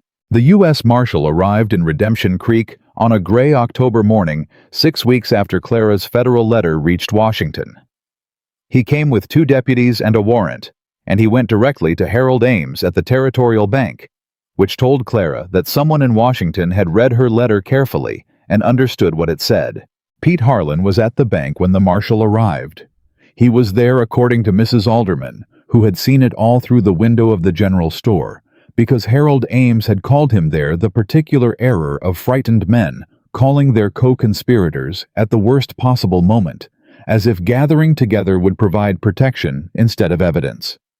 Gerald Voss was arrested in Helena 3 days later. The civil case against the Mercer Ranch was withdrawn as part of the federal proceedings, which meant the $40,000 threat evaporated with the same dramatic silence that characterized the way large legal threats died when the foundation under them collapsed. Cole sent a letter. It was 3 sentences. Clara read it twice, then handed it to Caleb across the breakfast table without comment. He read it, set it down, and poured himself more coffee, and her more coffee, without being asked. Ben came in from the barn and looked at their faces and said, "Good news." "Yes?" Clara said. Ben sat down with the energy of a man who had been waiting weeks for this and was prepared to celebrate proportionally. "How good. The case against us is withdrawn," Caleb said. "Voss is in federal custody. Ames is cooperating." Ben looked at Clara. "You did this." "We did this," she said. "Ma'am." Ben shook his head. "You did this. In 6 weeks. From a train platform. 7 weeks," she said. "And I had considerable help." She looked at Caleb. He was watching her with that expression she had learned by now. The one that was not the almost smile, but the thing that was underneath it, more permanent, less occasional. She had learned to meet it steadily. Joe came in, and Ben told him in about 15 words, and Joe sat down and accepted a cup of coffee and said quietly, "Martha would be glad." No one spoke for a moment. "Yes," Caleb said. "She would." Clara looked at her cup. At the table. At the kitchen that had been empty too long and was not anymore. At the window that caught the October light and held it differently than August light, cooler, lower, more honest. She thought about the constant on the eastern quarter moving over its stone shelf in the October cold, with the same certainty it moved in August, indifferent to everything except the fact of its own continuing. She thought, "I came here with a trunk and a letter signed regards and 2 weeks of money." She thought, "I am not waiting to be chosen." She thought, "I already am." That evening, after Joe and Ben had gone to the bunkhouse and the ranch had settled into its particular nighttime quiet, Caleb stayed at the kitchen table longer than usual. He didn't have papers to review. He just stayed with his coffee, in the way he stayed sometimes now, not because he needed to be doing something, but because he had chosen to be here. Clara worked through 2 more items in her notebook and then closed it. She looked at him. He looked at her. "Tomorrow," she said, "I want to go see the constant." "In October it's cold out there in the morning," he said. "I'll bring coffee," she said. He looked at her for a long moment. "All right," he said. She stood and went upstairs to the room at the end of the hall, the door she had stopped locking 3 weeks ago, not because anything had been said about it, but because some things did not need to be said, only done. And downstairs, Caleb Mercer sat at his kitchen table in a house that was no longer empty and listened to the sounds of a home that had found without ceremony or announcement the person it had been waiting for. He finished his coffee. He was not a man who needed grand declarations or dramatic gestures. He had always understood that the most important things were built the way you built anything meant to last one honest day at a time with the right person beside you, choosing it again every morning. That was enough. More than enough. It was everything.